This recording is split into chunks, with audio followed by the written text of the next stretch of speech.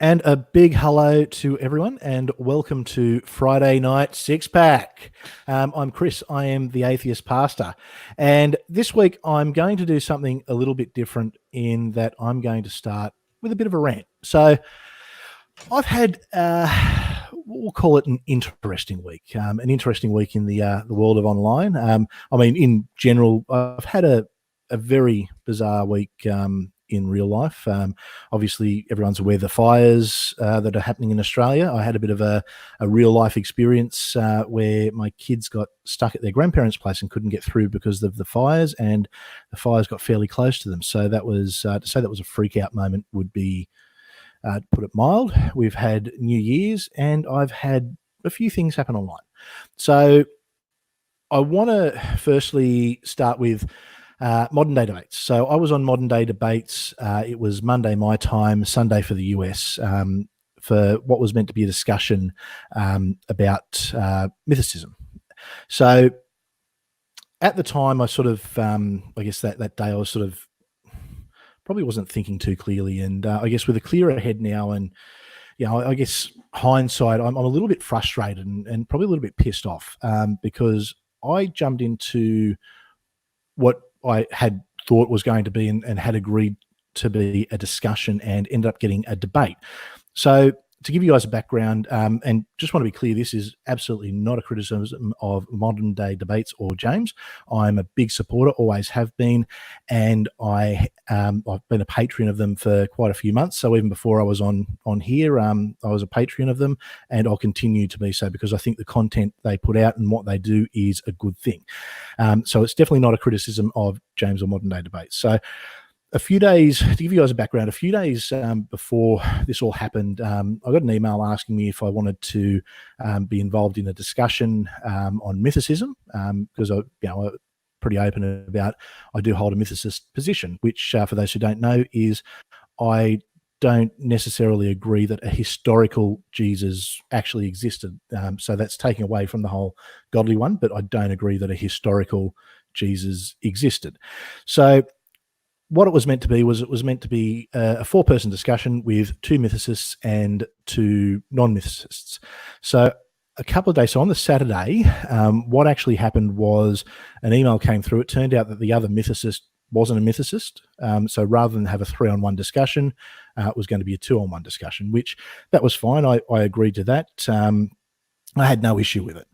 So, and just so people know, I've got emails that confirm this. So I've got receipts. So if anyone does want to see them for any reason, I don't know why they would, but I do have emails to back up what I'm saying. So the day of, it was 7 o'clock in the morning for me. And I'll be honest, I actually hadn't slept that night. I couldn't sleep because I was worried about a few things. Got to 4 a.m. and I thought, well, I've got to be up in 2 hours, so I may as well just push through.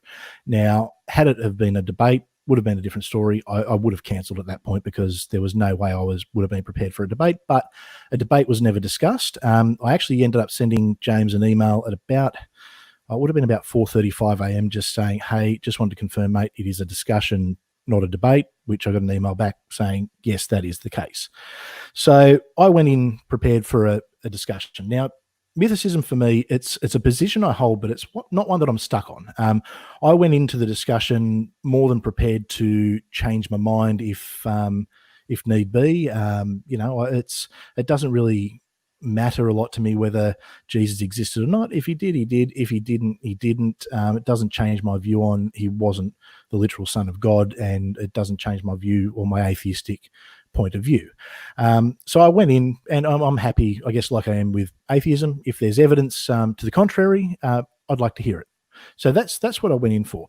Now, I guess to give a background, the two that I went up against, for lack of a better term, McClatchy and Callan. So McClatchy is a professional evangelist, a guy who goes on speaking tours worldwide. In fact, he was sort of mentioned after we went off air that he was about to go on a tour of South Africa, of Asia. So this is a guy who professionally debates for a living. So look, as much as I'd like to give myself a rap, I'm not in that league. I certainly, had I been prepared for a debate, I would have welcomed it, and I'd absolutely maybe like to try it again a bit more prepared. But, it's once again, had I have known it was going to be a debate, absolutely wouldn't have got into it. The first clue for me should have been prior to us going on air. McClatchy actually said, "All right, so how long have we got for our opening statements?"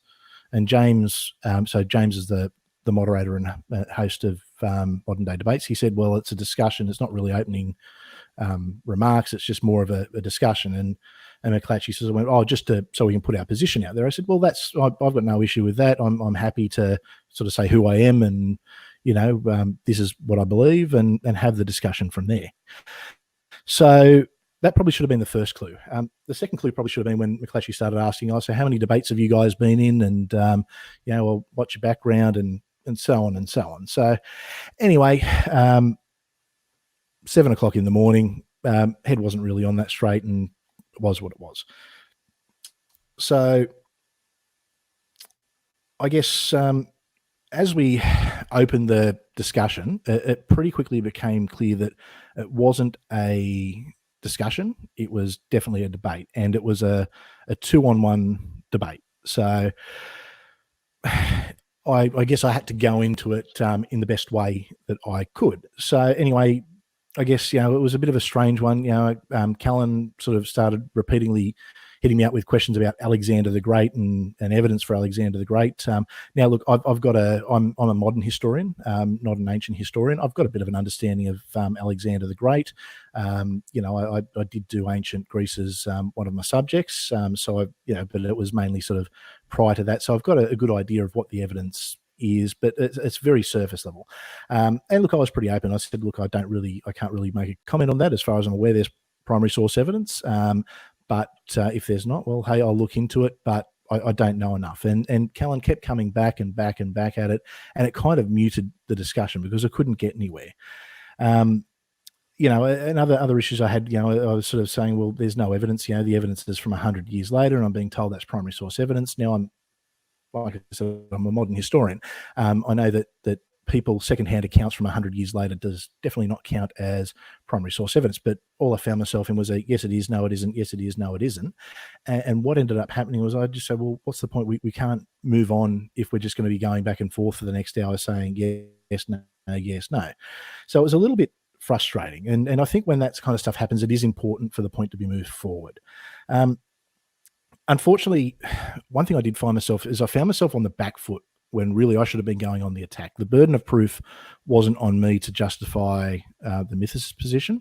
The burden of proof was on them to justify the existence of Jesus. Now, I'm going to own that because that is a basic that I should have gone to. Call it, I was sort of taken back and off foot. It was, lack of sleep, whatever. I need to own that because I'm going to call that my stuff up. But I guess what I'm frustrated with is sort of seemingly being blindsided and in that discussion. I guess on the positive, they never proved their point. They did not provide me with anything, even though they told me that they did, and I should just automatically believe them. They didn't actually provide me with anything to justify their position. But by the same token, I didn't really justify my position very well either. So once again, I'll absolutely own that. I would like a redo on it. I can do a debate. I'm happy to do a one-on-one, both of them at any time, so long as we can set it up and agree on a format. But I really didn't like two people sort of coming in prepared for a debate and operating under those conditions when what we'd agreed to was a discussion. Now, that being said, I can't speak for the conversations they'd had with James and Modern Day Debates. I can only go off mine. Before James did say it was a discussion, not a debate, but we'll sort of go on for that. Now, a shout out, speaking of that, I guess moving on to, and I said this would be a 5-minute rant, so I'm apologising to Jen and Ozman. I will bring you guys in. I'm just absolutely really want to get this off my chest. You guys can comment and criticise or whatever you want to do after. So Godless Engineer actually did a video on it. And I guess I want to firstly give a big thank you to Godless Engineer, because Godless Engineer actually backed a lot of what I said and also gave me a shout out and told people to subscribe. So I had a little bump in subscribers. So Godless Engineer, you're a legend. Thank you so much. Godless Engineer also pointed out where I went wrong, and I think fairly so, which was I didn't go on the attack, and he's absolutely right on that. I didn't go on the attack. I should have. Hindsight, it's a wonderful thing.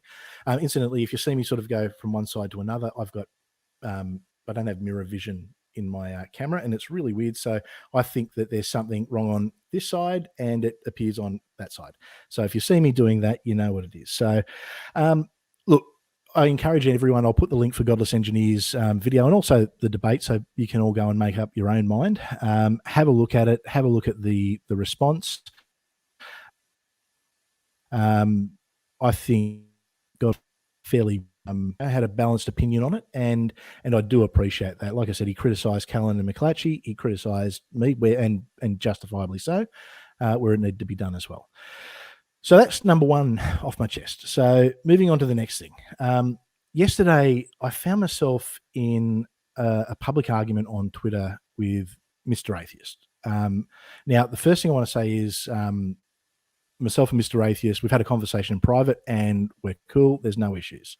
So to give you guys a bit of background on myself, I'm sure most of you who are watching probably know, but I'm an atheist, but politically I consider myself to be centre right. And in Australia, I'm a Liberal Party voter, which means that's the right-wing party. Now, for those in the US, it's not as far to the right as the Republicans. All of our political parties kind of sit more to the centre, one slightly to the left, one slightly to the right. I identify as slightly right.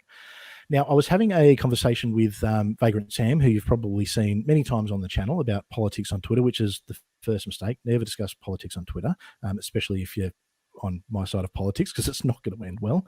And we were talking about sort of the fires and the response to the fires and a few things like that. And during the conversation, a video that Mr. Atheist did on Australia's Religious Discrimination Act was sort of mentioned in a comment. I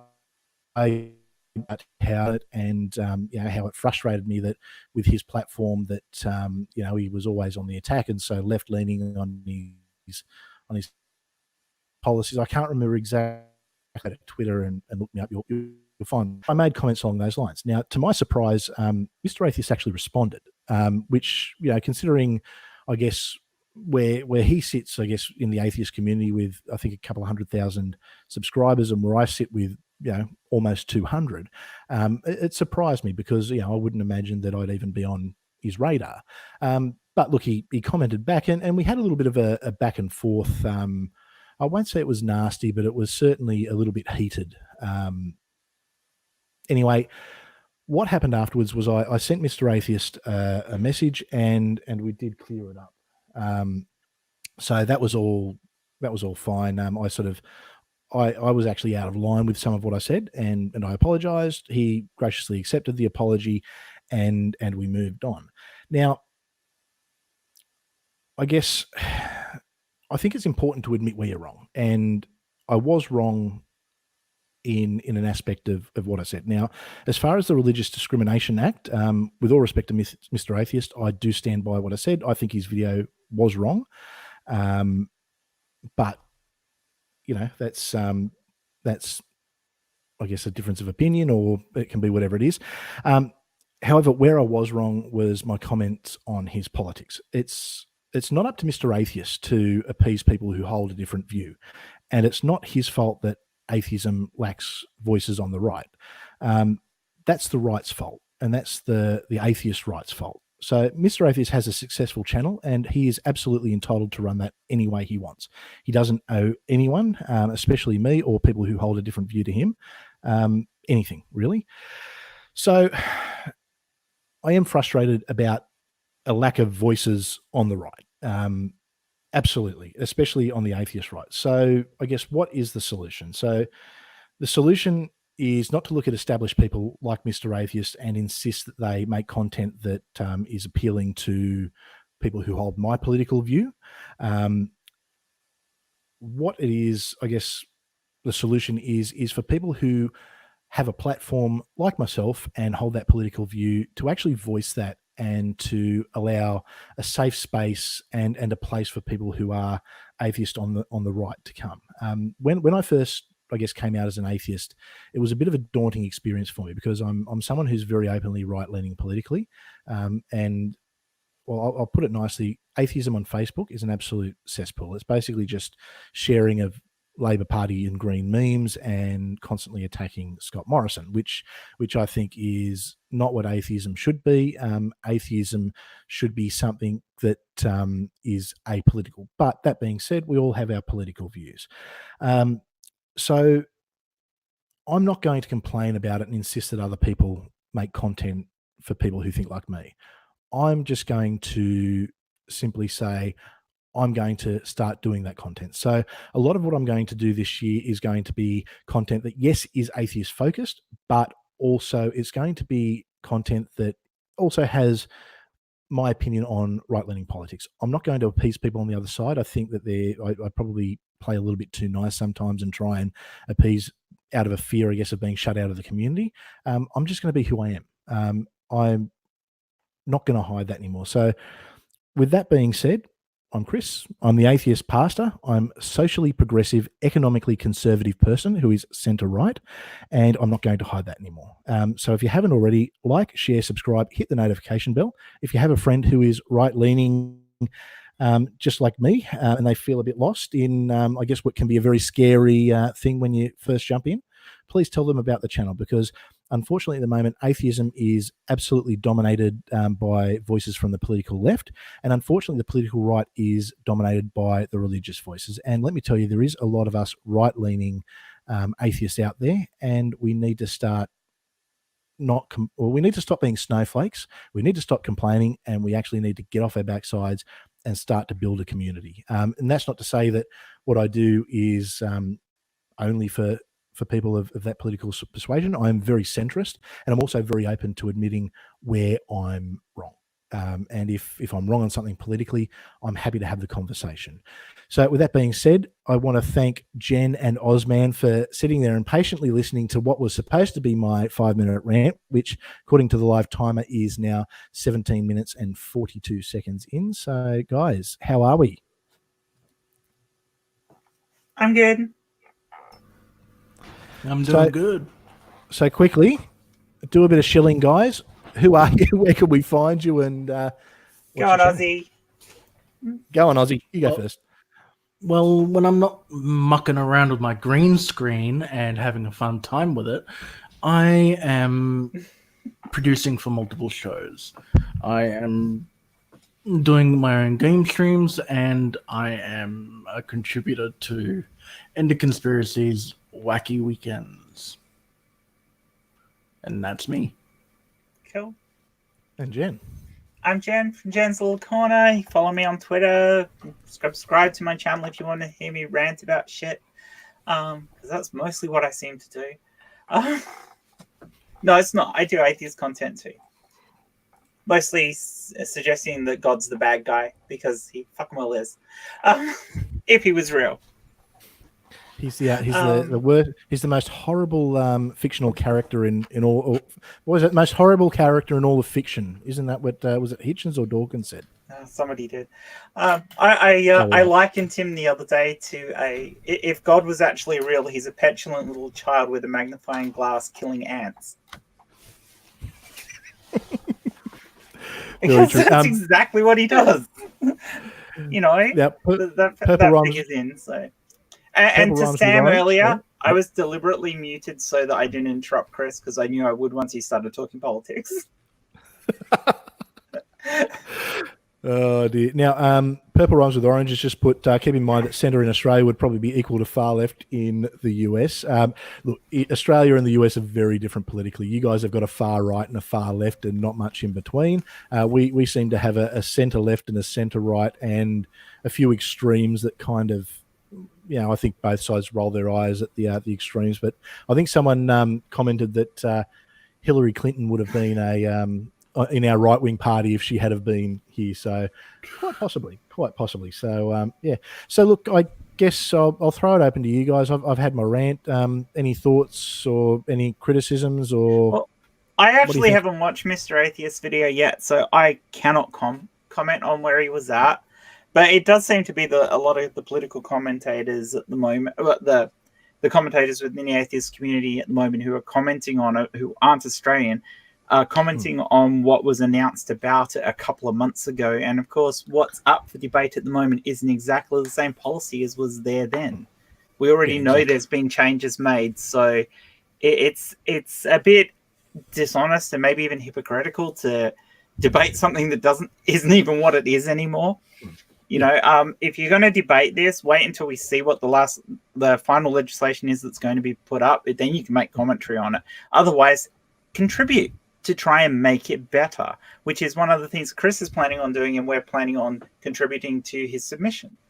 So follow Chris, make submissions if you're Australian, and get it as part of the Atheist Australian contribution to making this policy a bit better.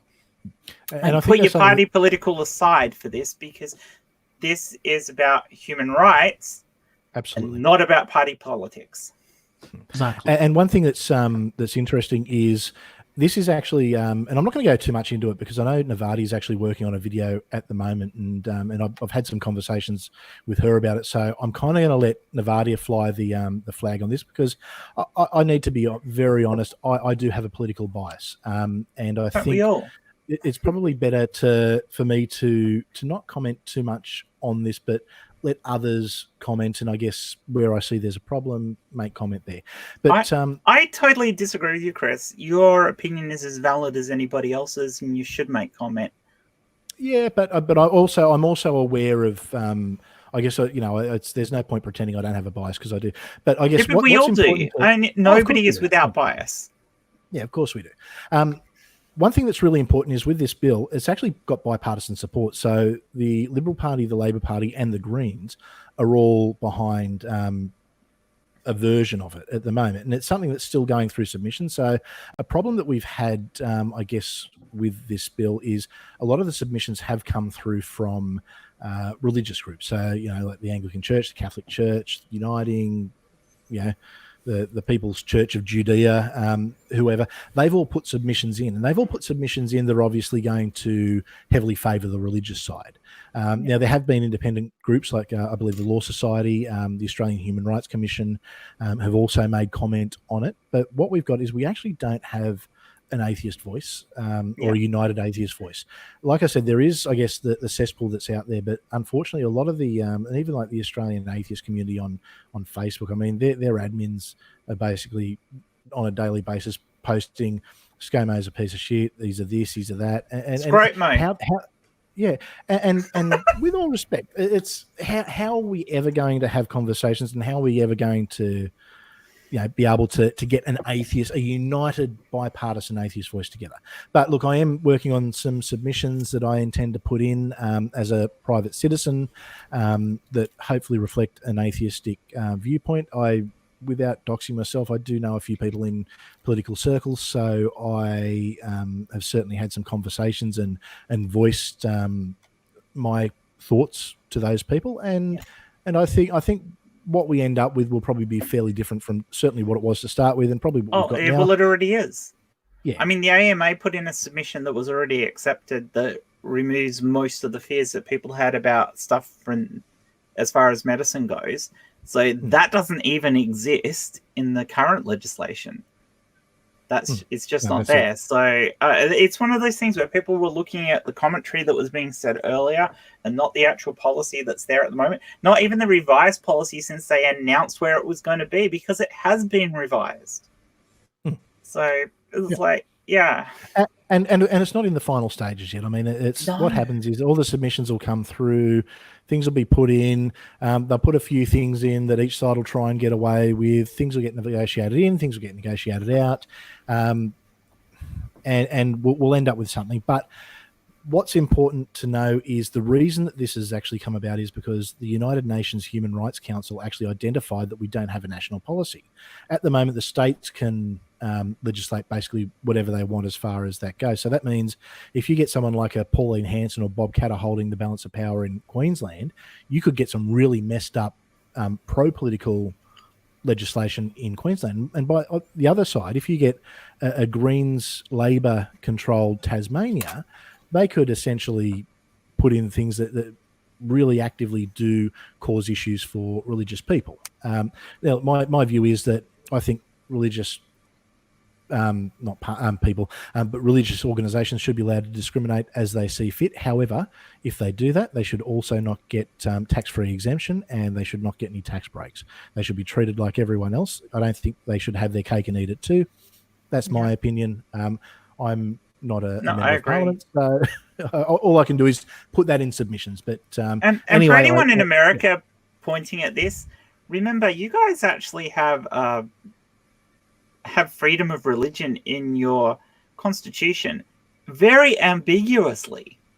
Mm-hmm. And what we are going to end up with is legislation that basically states what you can and can't do under that concept of freedom of religion. So ultimately, we actually could end up with something better than what there is in the US. Yeah, I think we'll... Yes, that's exactly right, Sam. Yeah, that's right, and Sam's right there. But... and I mean, there's a lot of things that can happen now. And one thing that's actually that got the bipartisan agreement is currently, so to give an example, a Catholic school, if a student comes out as gay in a Catholic school, the Catholic school can expel them on that basis, which is absolutely bloody horrific as far as I'm concerned. Now, where the bipartisan support came in was all three, and the Greens aren't really a major party, but they're probably the biggest of the minor parties. All three of those parties agreed to support the bill on the basis that that was the first thing that went. So the interests of children will always come before the interests of the religious organisation. So, which I think is a very positive step. So that means that, and look, if I was a gay kid, which I'm straight, I'm a cis white straight male, so I'm not in any way a minority apart from being a right winger in an atheist community. But so I can't understand. But my thoughts were, if I was probably was gay, I don't think I'd want to be in a Catholic school anyway. But by the same token, that school should have no right to deny an education to that child, especially if they're getting tax-free exemption and government funding. So if they're doing that, they're just a pack of arseholes, and screw them. That's what this bill is going to do. This bill is going to stop those religious institutions discriminating against kids because of who they are and how they feel. And I think that's a good thing. There's a few murky things in there that I think will come out. But ultimately, we can't really comment and we can't really have too much to say until we see the final draft. I mean, it's going to depend what comes up to Parliament and go from there. But that's not to say we shouldn't put in submissions now to try and make it better. We absolutely have to. We absolutely have to. And we need to do it in a respectful way. I mean, just going, oh, ScoMo's a religious asshole, and he's just trying to get all his Pentecostal buddies or his Hillsong friends in and give them more money. That does nothing. That does absolutely nothing, because I know one of the big LGBT groups has put in a submission that the rights of religion will not undermine any rights given for sexuality or gender identity based on international treaties. So anything signed and look, there does need to be a little bit of give and take, because I guess, you can't force the Catholic Church to start ordaining female priests, because they're just going to refuse. It's going to be, and that's their religious viewpoint. I disagree with their religious viewpoint. I think it's messed up, but it's a religion. I mean, it's the tenet of their religion. Well, let's take it back to a major example: cake shop. I'm totally with the fact that if you're a business and you don't want to make a cake for somebody who's, say, having a gay wedding, that's your right. It's your business. You have the right. Those people also have the right to legally protest outside your shop that you did that. Hell yeah. And as long as it's a legal protest and they've got permits. As it stands right now, a cake shop can refuse in many states to do that. This bill will probably stop that, so they won't be able to discriminate. But I'm going to give you guys a real world example. Now, I'm someone who has studied theology. I know more about religion than probably 95% of the pastors out there, and especially the Christian faith. So if I were to apply for a job, say at a Pentecostal church, from a theological point of view, from a speaking point of view, and from a training point of view, I'm going to be more qualified than the 95% of the candidates.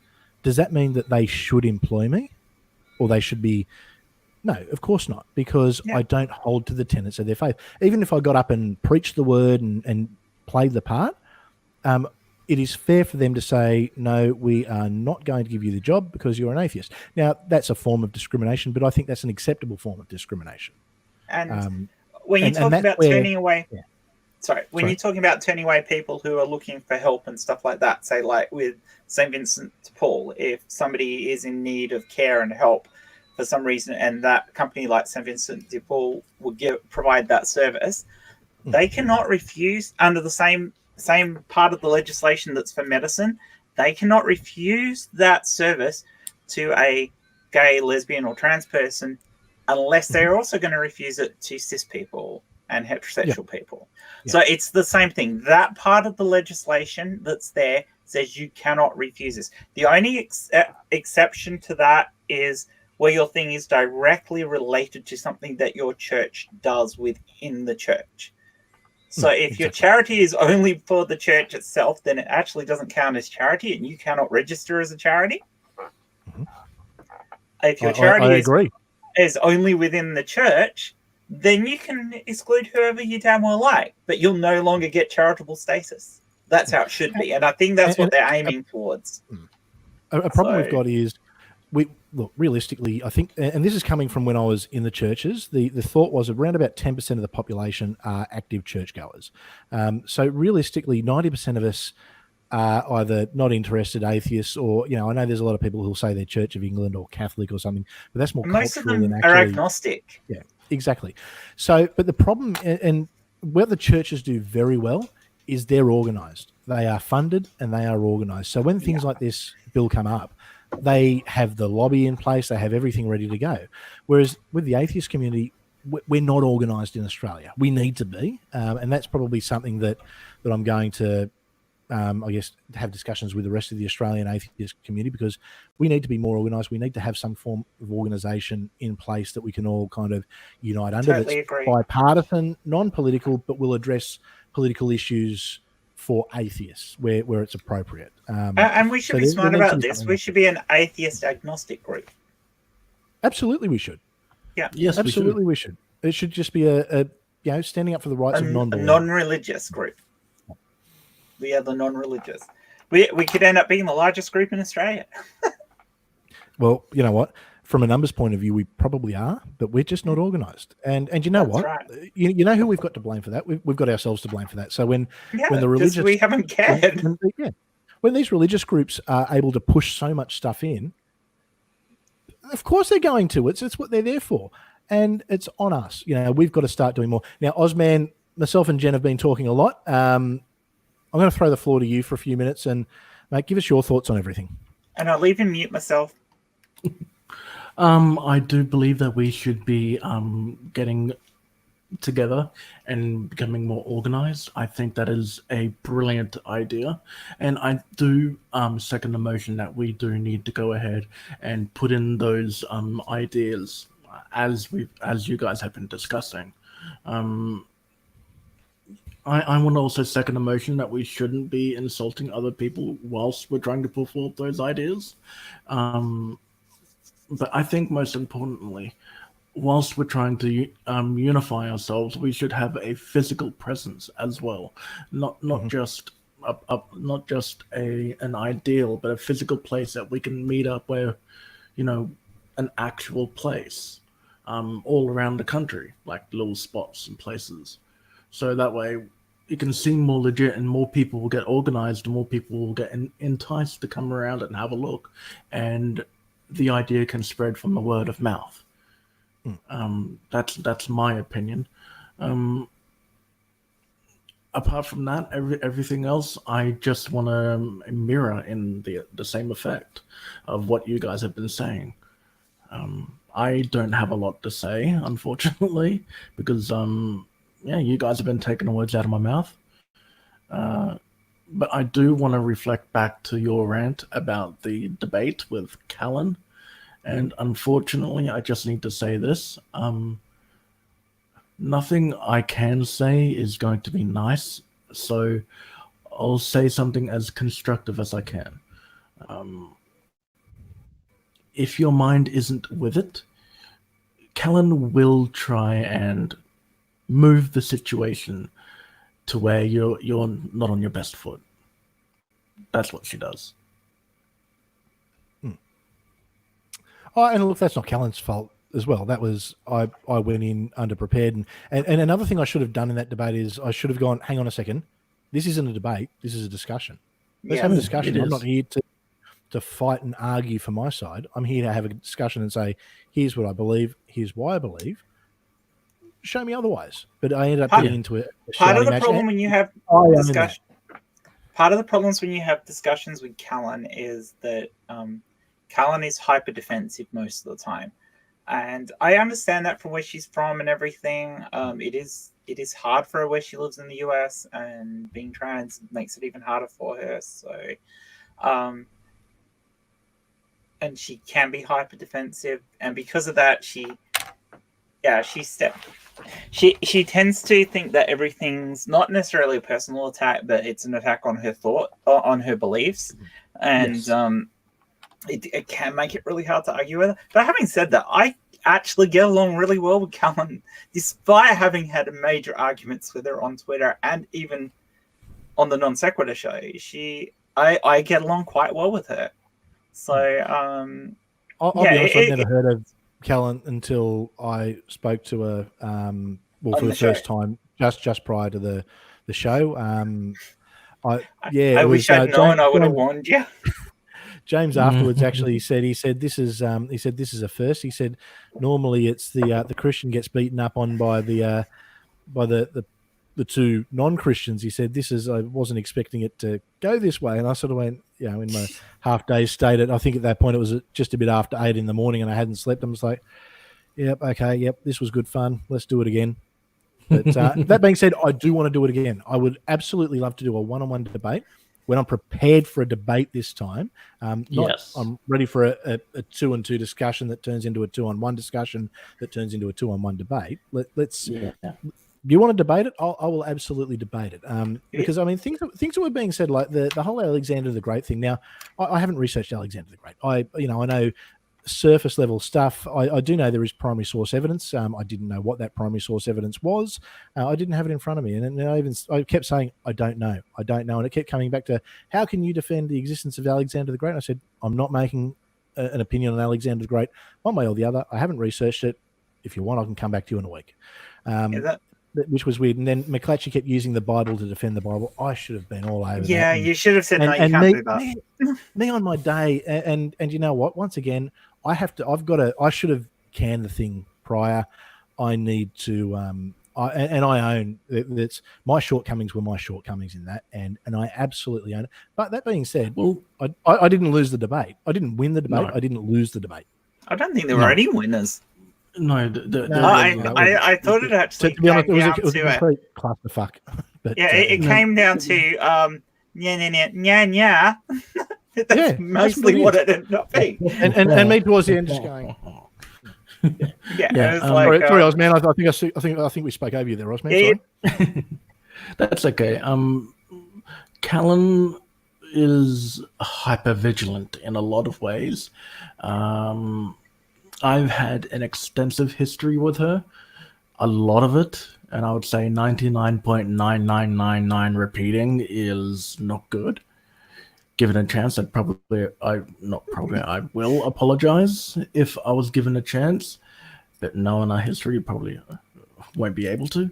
But Callan is hyper vigilant, and she can easily go on the attack and not really mean it in a very menacing way. It's just how she is.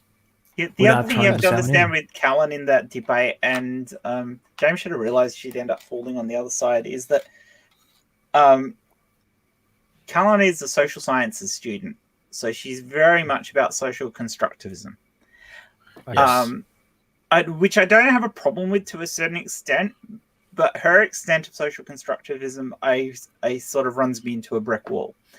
And she uses some of that to justify her paganism. So if she's going to use that to justify her paganism, she has to use that to say that the same arguments mean that there has to have been an actual Jesus. So she's got this problem that if she's going to say, "Oh no, there's no evidence of that," she then has to say there's no evidence for hers, and she can't do that. Another thing that frustrated me. Sorry, I was just about to say. So she's a subjective linguist prescriptivist. Pretty much. That's very cool. One thing that I guess frustrated, and I'll bring Jay into the conversation in a second too. One thing that did frustrate me a lot is we're arguing over what primary source evidence was. Now, I guess not knowing either of their backgrounds, I subsequently know now that neither of them are historians. I actually am a historian. Okay, I'm a modern historian. I will stand back. I'm a modern historian, but as part of my studies, I did study ancient history. I've studied ancient Greece. I've done a little bit on ancient Rome. Not a lot on ancient Rome, but I've got enough of a baseline understanding.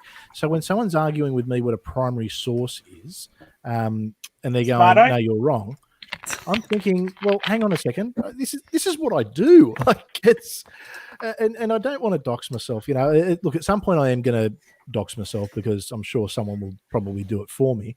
But I don't want to completely dox myself. But when it comes to what sources are and from a modern point of view, I can speak to that as someone who is somewhat of an expert. I'm not a complete expert in the field. I've still got some of my studies to complete. And definitely, the plan is I am doing postgrad and I am intending on doing my PhD. So I can speak into it. But anyway, it frustrated me.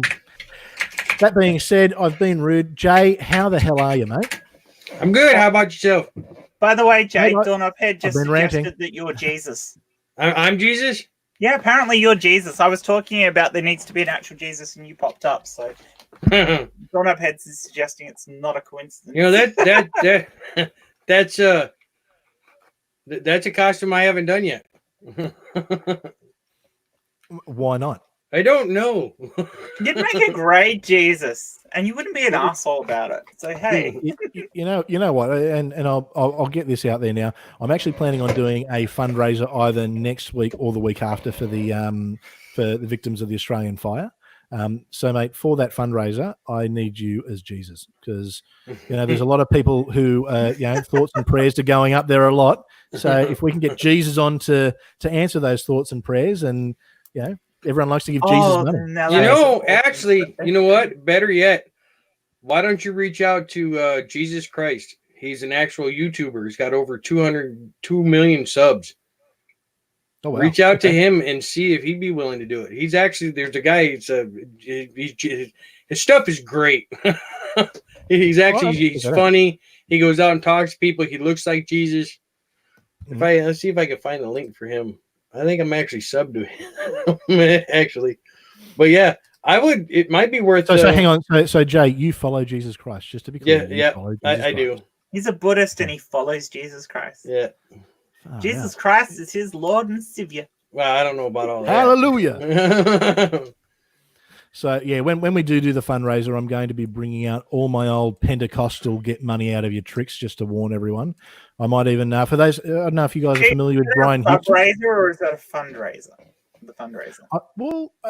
That's what I'm trying to decide if we're going to do both, or if initially I did want to do a subraiser, and I still do plan to do that regardless. Whether we combine that with the fundraiser, because at the moment in Australia we have an absolute pressing need now. Today and yesterday, I spent 5.5 hours driving. It was actually to my wife's grandmother's funeral, and the funeral was a fair decent way inland, and I drove through an area called the Blue Mountains and Lithgow and places like that, where the fires have actually been through, and I couldn't believe it. Like areas that are normally green or blue because of the eucalyptus coming off them. It was black. They were burnt out. I've never seen the area as dry as that. It was really, really eye-opening and scary. The other thing is there's a little town called Batlow. Now, Batlow is in the Snowy Mountains region.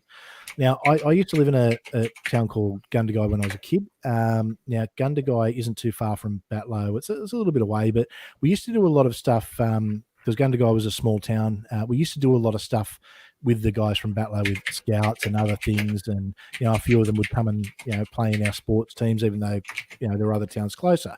So Batlow, all the people, there's 1,300 people in Batlow, and they've all been told they need to get out because the fire that is potentially going to sweep through what they're expecting tomorrow is undefendable. They just can't defend it, and the chances are the entire town's going to go. So that's 1,300 people who potentially could find themselves homeless, and that gives you a bit of an idea of the extent. Now, Batlow is a huge apple growing region. They're famous for their apples. Every Australian has undoubtedly had a Batlow apple at some point. And they make ciders. It's a really big producing region in Australia, and to think that we could lose that town, for me, knowing the town, and look, I haven't been there for 30 years, but I mean, it's hard. But we've already lost it's towns. Heartbreaking. And we have people losing their homes and lives. I mean, what is it? It's 18 people now have lost their lives. Yeah, between New South Wales and Victoria. And I've lived through fires. And another 20 odd people missing. I've lived through fires before. I actually about 20 years ago we lost. We didn't lose the house, but we lost the garage, we lost the car, we lost all our photos, everything inside the house to a fire. So I've been up front and I've experienced fire. I've got friends of mine who are in the RFS, which is the Rural Fire Service. You should save some of these stories, Chris, because next week, Chris is going to be on In Time on Tuesday morning US time, and he's going to be talking about this with Ansgar and Nick. So which unfortunately for me is 2:30 in the morning on a Wednesday. Yes, and I apologize for dobbing you in for it. That's going to be early. Well, one thing I can guarantee is my head will be more switched on than it was at 7 o'clock after no sleep and stressing about my kids being caught in in fires. So it won't be. I can guarantee it won't be my worst performance. It's also not a debate. It's not.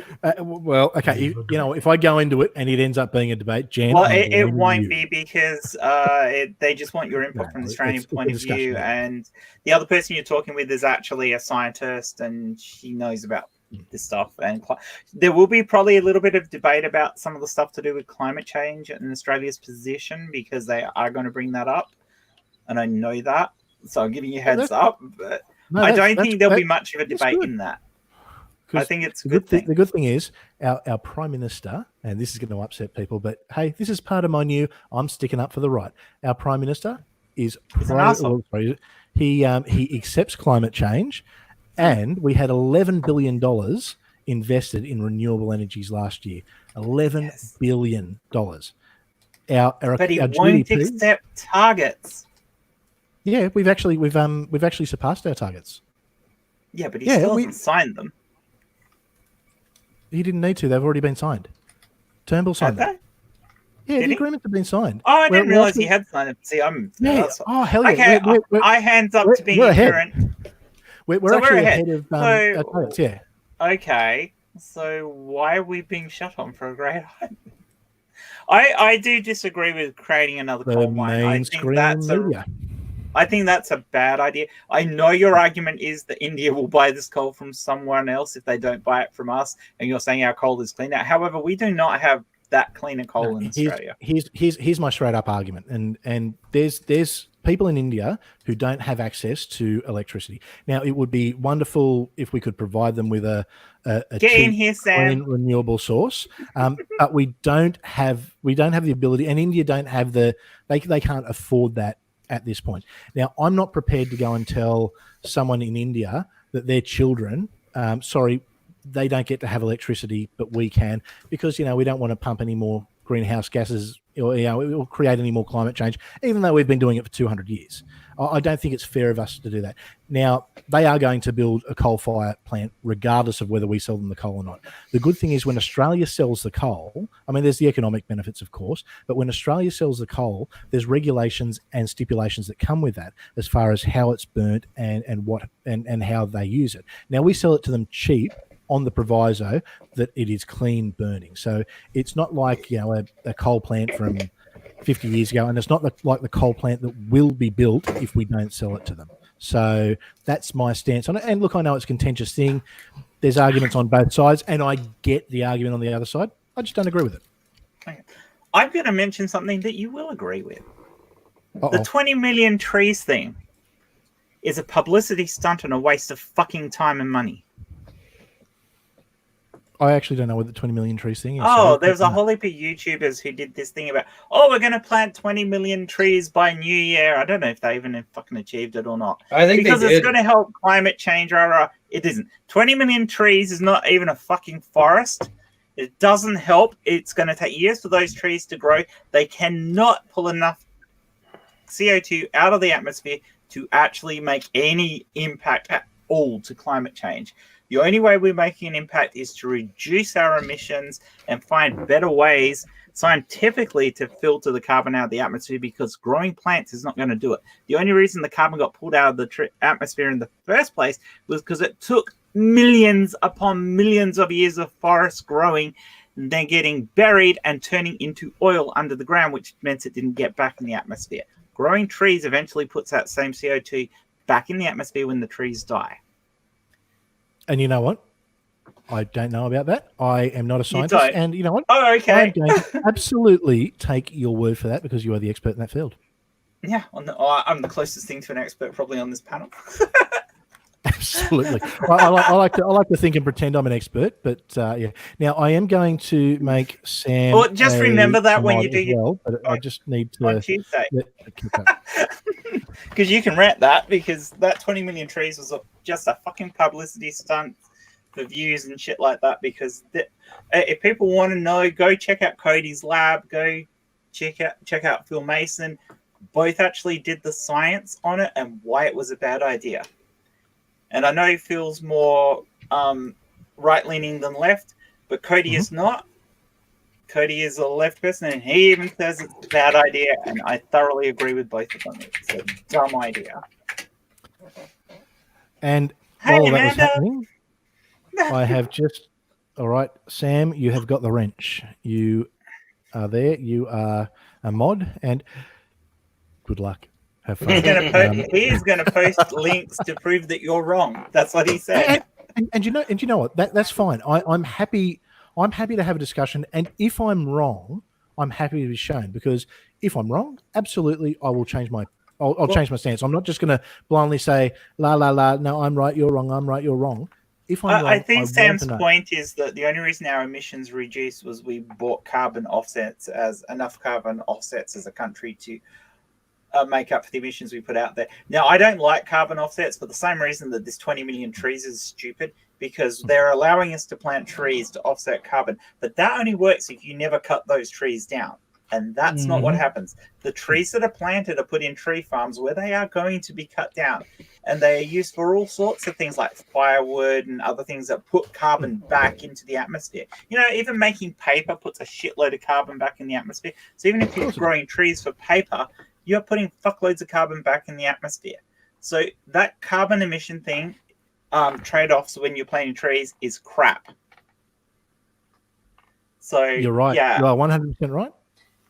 Thanks, Purple. Look, as far as the offsets go, and I guess to speak to that, okay, yeah, there is the carbon offsets, but you know we're operating under the same agreement and the same rules as every other country. Oh no, So, I totally agree with you, Chris. It's a problem with the way the agreements are. The agreements should be about and that's an international problem. At the end of the day, there's an agreement that everyone insisted we signed. We signed it, and Turnbull signed it, so a Liberal government signed it.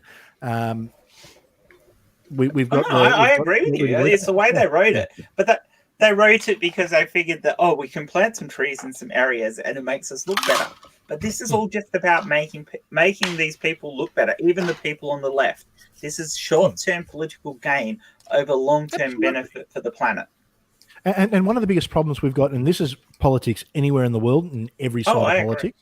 Unfortunately, what happens is they get elected, and then all of a sudden, or if they don't get elected, the next 3 years, 4 years isn't always about what's best for the people. It's about winning the next election.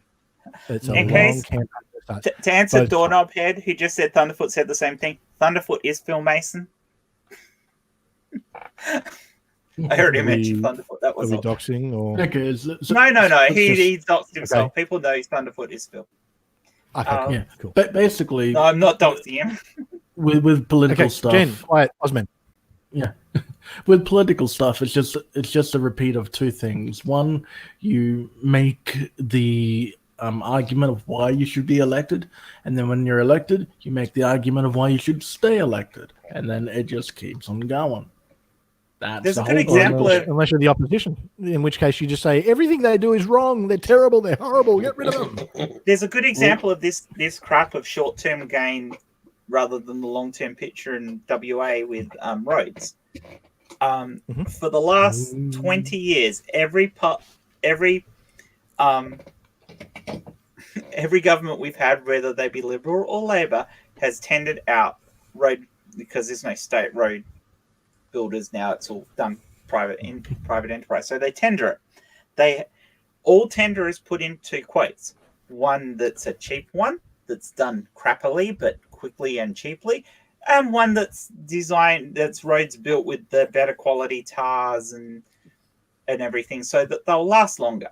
The governments invariably look at the short-term coffer gain over the fact that the better roads will last longer and need less maintenance, because maintenance is something you can put off, and for now you can make your budget look better by spending less on the road when you build it.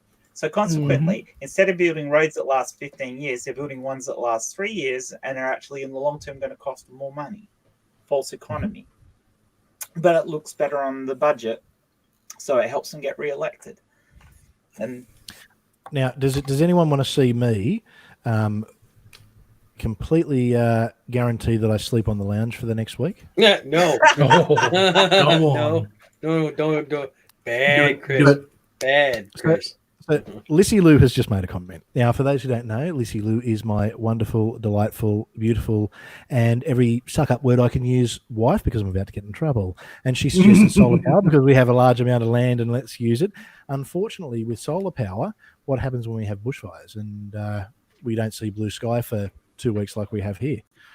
No solar power, we lose power. And that's the biggest issue. We can use it as a backup. We can certainly use it in conjunction with. From what I'm led to understand, geothermal is a good future option. I know we're building snowy hydro to at the moment. Thorium. See, this is why you're the scientist. I'm the historian. Now, I can speak about things in the past. You can speak about things in the future. I have never understood why Australia backed away from nuclear power. Modern reactors, even uranium, we've got so much uranium and thorium in this country. Modern breeder reactors don't produce the same amount of waste that you did from other reactors in the past. I'm interrupting. Did you see what Lissy Lou just wrote? Mm-hmm. My wife just changed her mind and agreed with me. I'm on the lounge for 2 weeks now. It's over. Oh shit! It's over. I am So, screwed. or not screwed, as the case may be. Well, yeah, probably. It's a classic example where you're screwed and not screwed at the same time. So, go me. So, if anyone has a spare lounge that's comfortable, I mean, mine's pretty good, but I'm afraid she could throw things at me. So we'll see. What happens. Love you, darling. Exactly, Sam. Even with with disasters, nuclear has far fewer deaths than coal. And Yeah, the and fear nuclear against is a great option. Oh my god, that's a good option. it is. I mean, nuclear got canned badly from fear mongering over things like Chernobyl and Long Island, which is ridiculous because, and even Fukushima. Now, Fukushima is a fucking tsunami. What the hell? You can't. Well, they should have planned for that. I mean, it is Japan. But aside from that I don't know what the hell you were going to do about that. But even now, animals and everything have moved back into the area that technically humans could live there, but we won't because we don't like any idea of there being. Yeah. Okay. You're going to talk about nuclear waste. Do you realize all the nuclear waste from all the reactors around the world can fit in one football field? The amount of nuclear, and if you go to breeder reactors, you even end up with less nuclear waste and less of the dangerous stuff because breeder reactors actually forcibly go down in the fission process, so you get to longer half-life isotopes, which cause less problems. Okay, you have to store them longer, but their danger to you is a lot less because the amount of radiation released is a lot less because their half-lives are longer. So the reality is, if you go with a modern reactor, breeder reactors, even with uranium, the amount of waste is minimal. We have lots of places in Australia where we could build storage facilities. And even with having to pay people to man these storage facilities, nuclear is still the better option. And then you have thorium. Now, the beautiful thing about thorium is, A, it only works in breeder reactors. But thorium used in a reactor cannot have a meltdown. If you stop enacting the reaction, unlike if you have a normal uranium reactor, you have to use carbon rods to stop the flow of neutrons within the reactor, and that slows down the rate of reaction. So if you have a problem with that, you can have the reactor go critical and explode. And contrary to popular belief, that is not the type of explosion that happened at Chernobyl. Chernobyl was a steam explosion. They had problems in the valve units that controlled the steam that was being heated up, and that's what exploded. So you had radioactive water vapor that got spread everywhere. The reactor itself did not go critical. So, but with thorium, with thorium, you cannot have a reactor. If something goes wrong in the reactor actually shuts itself down. So thorium is a lot safer. We actually have more thorium in Australia than we have uranium, and it's easier to mine, and you don't have the same problems with destroying the wilderness where you've mined it, because you don't end up with all this slag left over from mining it like you do with uranium. So it's less invasive to mine it as well. So we could invest in making thorium reactors, move to a thorium mining country, and solve all our power problems, and basically be better for the planet. Because even if you have to store the nuclear waste, that is still not going into the atmosphere, and we could use this for a long time until fission is available as a source. And by the way, in terms of fission, is it University of Berkeley have come up with a thing where they inject boron powder into the tokamak reactors, and it stabilizes the plasma flow, which means they think that within the next 5 years they might be able to get the tokamak reactors up to a positive gain, which means they might actually have a working fusion reactor. I'm just going to say one thing, and I'm just going to be very, very open and honest here. Jen, after hearing all that, I have never felt like the dumbest person in a conversation. I'm not drunk yet. You know my shit. And you know what? You know your shit. And this is another reason that we need atheists with a united voice, because we need people like you who can have these conversations and get this kind of stuff out there. Look at the smart people in the atheist community, because most of the scientists are atheists. But you look at the people who actually make content, people like Phil Mason, people like Cody. These are people who are incredibly smart. I pale into insignificance against them, and these people can really, really bring a positive thought to our world. Well, I think actually, I think this sums it up. Purple says, "I was drunk until you people made me think." Sorry, Ozman. No, that's okay. Earlier, I saw Doorknobhead make a comment about the Illuminati. So, because Jay is here. I sent that to him earlier. in response to Doorknob's head, Jen is Borg thing, because there's so many of us Jens within the community, we actually started doing a thing where if all of us are in a group, we start saying, "We are Jen, welcome to our collective." I love that I'm involved in a community where people can make Borg jokes. Everyone laughs and everyone gets it. That's the best thing about becoming an atheist. Everyone loves sci-fi. That's the one. We can all have different politics. We can all have different views. We can all be from different countries, but we all know who the Borg are, and that is cool. We have two spaces in here. I know this is about being an Aussie six-pack, but is there anyone in the chat who would actually like to join us? Yeah, we actually do have the space. It's called six-pack, and at the moment we're four-pack. So we're four. So, I mean, What, Dave? do People you often want to tell hop me I'm in? a stubby short of a six pack, but yeah. And we're not Sam, Aussies anyway because we put Mr. Jay in Bear, here what- anyway. Mr. Bear. Hey, Mr. Bear said this he was is a going to go and Friday watch. night. Where Jay may not be outnumbered. Ooh. Huh? Ooh. No, you'd have to get 4 Americans for me not to be outnumbered, and well, that'll never happen. So Actually, No, I but we think could we be had even. a few times where we had more Americans last week. We did get a pretty good American contingent for the Not Jar fundraiser. Actually, has anyone checked how did the Not Jar fundraiser end up? Did we hit the target?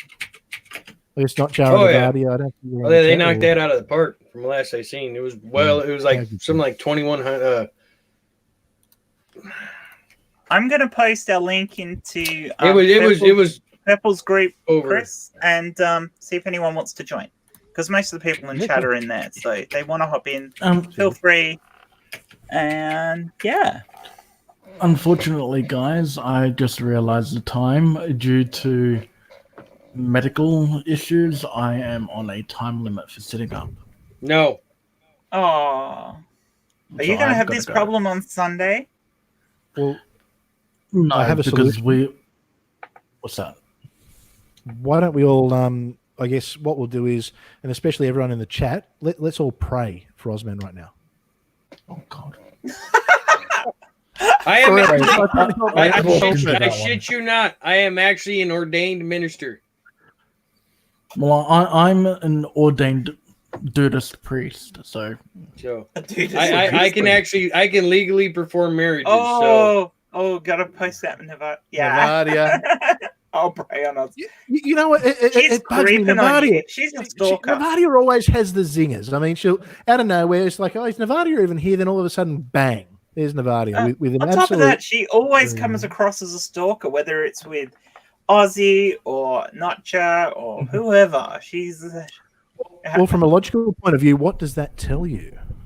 tells me that she's a cougar. She's not quite old enough to be a cougar, but she Thank will God she's be. not that old. Really? No, she's not quite that old. She is so gonna kill me. Just remember, what would not Jar do? Oh, although That's to be really honest, like Chris, myself. it depends how young the guy is she's chasing, whether or not she is a cute cougar. Yeah, true. I guess there is that. You know, it. Think she So might I have mean, misheard that one. if she's chasing a 21-year-old, I think she'd probably class as a cougar, wouldn't she? I think if she was, It is 23. I think if she was a red-blooded adult Not female just who was suffering dating from a 21-year-old dyslexic, guy, I though. think she'd just be normal. Not sure is a dyslexic there.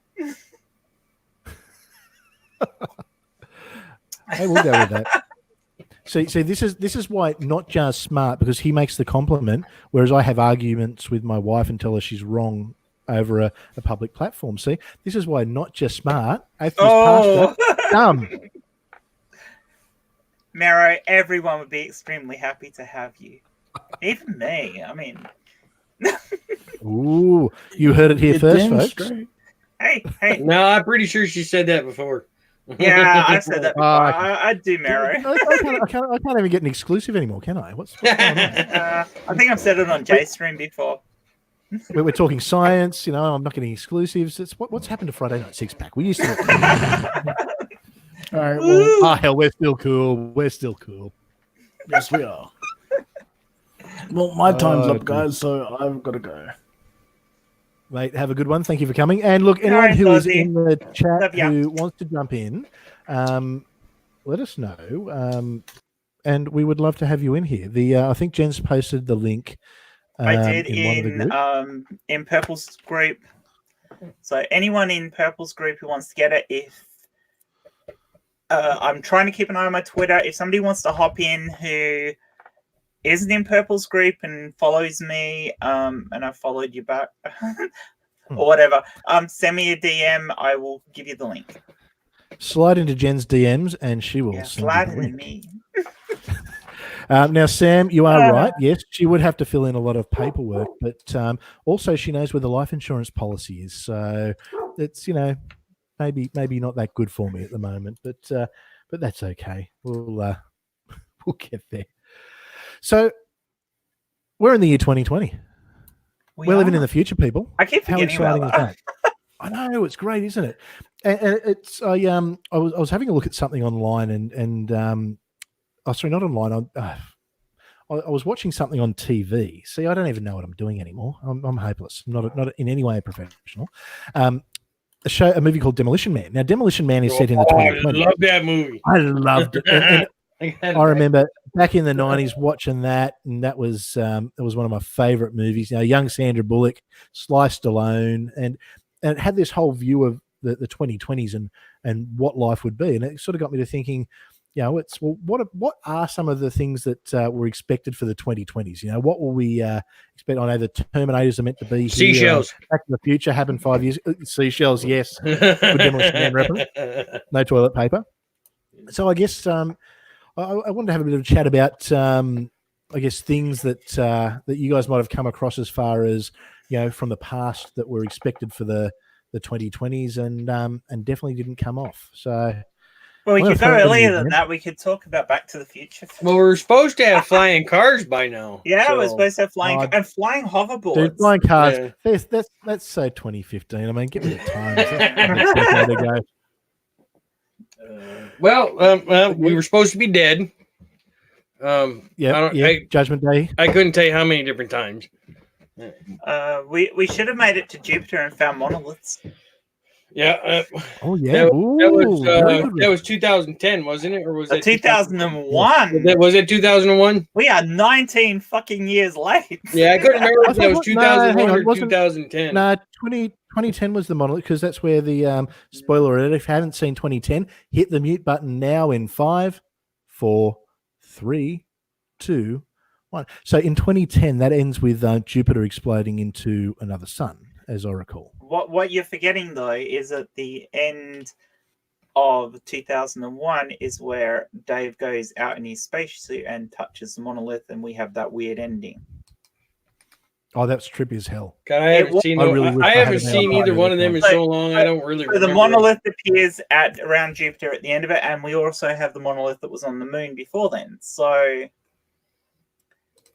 yeah, so we haven't had any monoliths. We're not even on the fucking moon. How are we not on the moon?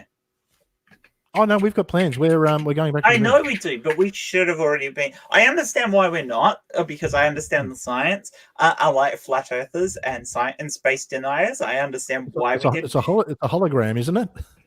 No. The real reason why we didn't. I mean, there's two reasons why we didn't go back. NASA invested all that money in the space shuttle, which was incapable of it. Because they were planning on all this low Earth orbit stuff like the space station and things like that, which would lead on, and the space shuttle was better for doing, supposedly better for doing that. Having something didn't they have the new rocket a few years ago that launched though, the faster rocket, the new generation of rocket? So I remember there was NASA haven't finished their stuff yet, so yeah. No, there was a new one that launched, but also there was the. I know we shot a rocket into, or we just let one fly, not a rocket, a shuttle fly into the polar region of the moon to see if there was any ice that came up. We've had lots of missions to the moon. We can definitely get out there. We could probably even get people out there if we really wanted to. There's a couple of issues with what we did in the 60s and 70s going to the moon. They took a fuck ton of risks. If there'd been solar flares whilst the astronauts were up there, we might have ended up with dead astronauts. There's enough radiation from a solar flare that they would have had a huge chance of cancer on it when they came back. Same if there'd been a gamma ray burst headed in our direction. So these are some of the things. We have to have better shielding technologies. We have to have backup systems to get people back. Apollo 13 scared the fuck out of NASA. I know they continued to do other missions because they had them planned, but it absolutely scared the fuck out of them. You know, what were we going to do? If we couldn't solve this, we couldn't send another ship up to get them. Nerd. Now, first thing, I'm just going to throw this out there to Vandalia. And you can nerd me after this. Warp Drive and meeting the Vulcans isn't going to happen until 2063. We're still 43 years away from that. We've still got the Third World War to get through. So once that all happens, then Zephram Cochrane can invent the Warp Drive, and we'll be right. Well, we're not going to have Star Trek. Just for the record, yes, we are. Honestly, we are not going to have Star Trek. unless of course we have a fundamental shift in the way we understand physics, we are not Okay, having Star so Trek, not I within am- our lifetimes. I am So- just going to mute Jen for that comment because I am So I Star Trek is good. found a movie that come out a few years back, and I'm going to read the synopsis, and it's set in 2020. So we'll see if you guys know what the movie is.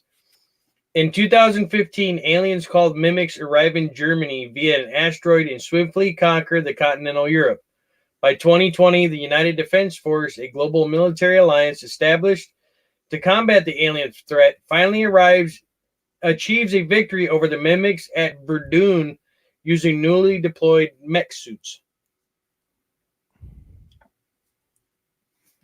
Awesome. Sounds like fun. Link Critical Cripples. Chris and I'll talk about that if you like. link. So I'll send a link to Dave. No, don't send him the link. What he tweeted. A mix of match of active technology and support towers and skyhooks. Why have I not got that showing up yet? From Critical Cripple. Oh, hang on. There we go. Because I didn't open my eyes. That's Okay. why. Yeah, when we're talking about things like space elevators and stuff like that, we often talk about, we need to have carbon fibers to make cables that are long enough and everything to build these things. It's not technically true. Active support is done by moving large amount of particles within cabling. So basically you create a magnetic field within the cable by accelerating particles through the cabling. If you do this, you actually make the cables actually stronger than what it is. It requires an awful lot of power to do it, but we can substitute having super strong metamaterials for using an awful lot of power.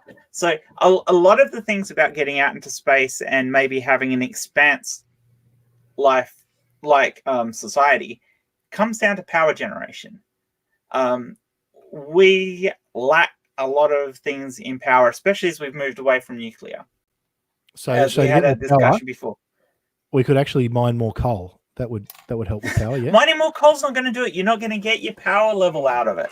In all I know. honesty, I'm just being to a get smart your ass. power density, we need to go nuclear. We need to either bite the bullet and say we're going to cope with ways of dealing with the fissionable material and have fission reactors, or we're going to have to completely solve fusion and have fusion reactors and have this power generation. If we want to get around the solar system, once we decide to have nuclear powered spacecraft, that's it. We are getting around the solar system. We could have manned missions to Pluto now if we would agree to put nuclear-powered spacecraft in space. The fear is launching them because we are exceptionally bad at launching spacecraft.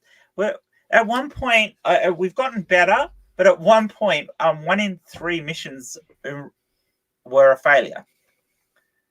I think we're down to about 1 in 7 missions. Now, a failure in a space mission usually means explosion. And if you've got nuclear material on that, that means you're spreading nuclear material across a very large area. This is why we don't build nuclear-powered rockets.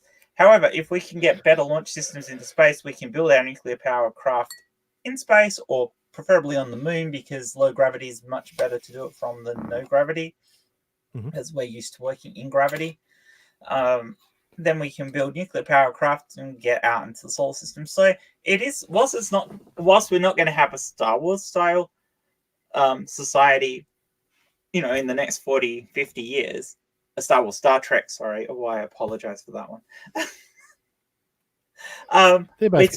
It's very possible in the next 50 years we could become very similar to The Expanse, actually getting out there and especially when you've got things like finding asteroids that are asteroids that are like they suspect are 50% gold. Then all of a sudden you've got mining industry going, oh yeah, we need this technology. We need to get out there and actually start getting this stuff. So I think what we're going to find is we're going to find that we are going to nut something out for better fusion and fission technologies over the next 10 to 15 years. And at that point, we're going to get brave enough to actually want to use these technologies to make the best of what's in our solar system. That's assuming we don't destroy our planet in the next 15 years. So the rocket I was thinking of before, I just quickly looked it up. It's the Ares rocket. So I think it was launched a few years ago. So I'll throw this one at you, Jen. So since we're in the sci-fi theme, can we fold space to create wormholes and instantaneous travel to? We don't have any space. We can't fold space.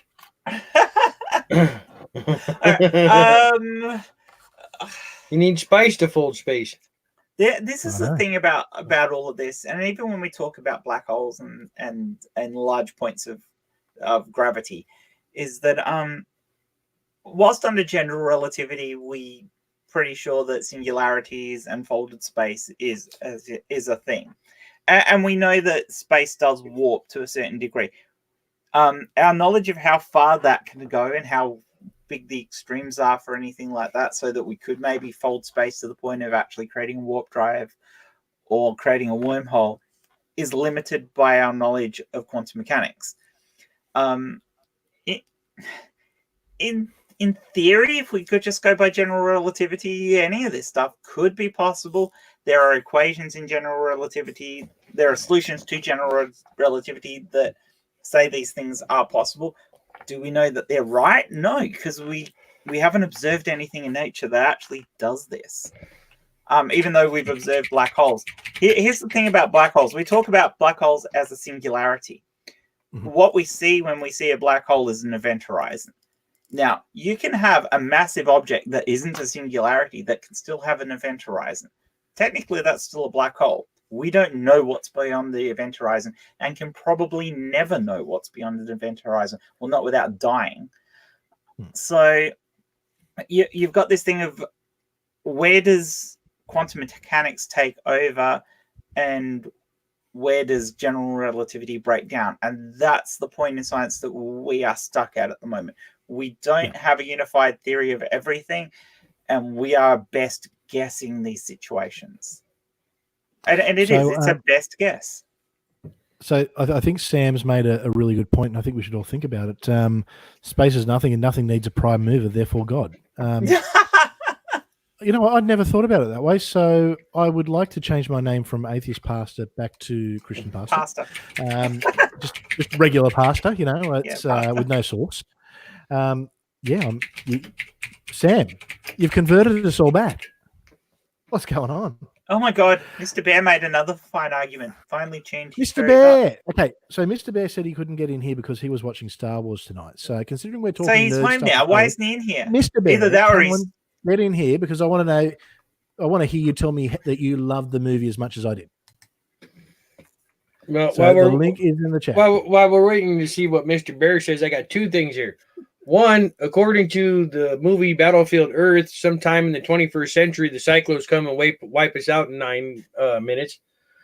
And that's right, in Mission to Mars, we're supposed to be on Mars in 2020 and discover a crystalline formation in the Cydonia region.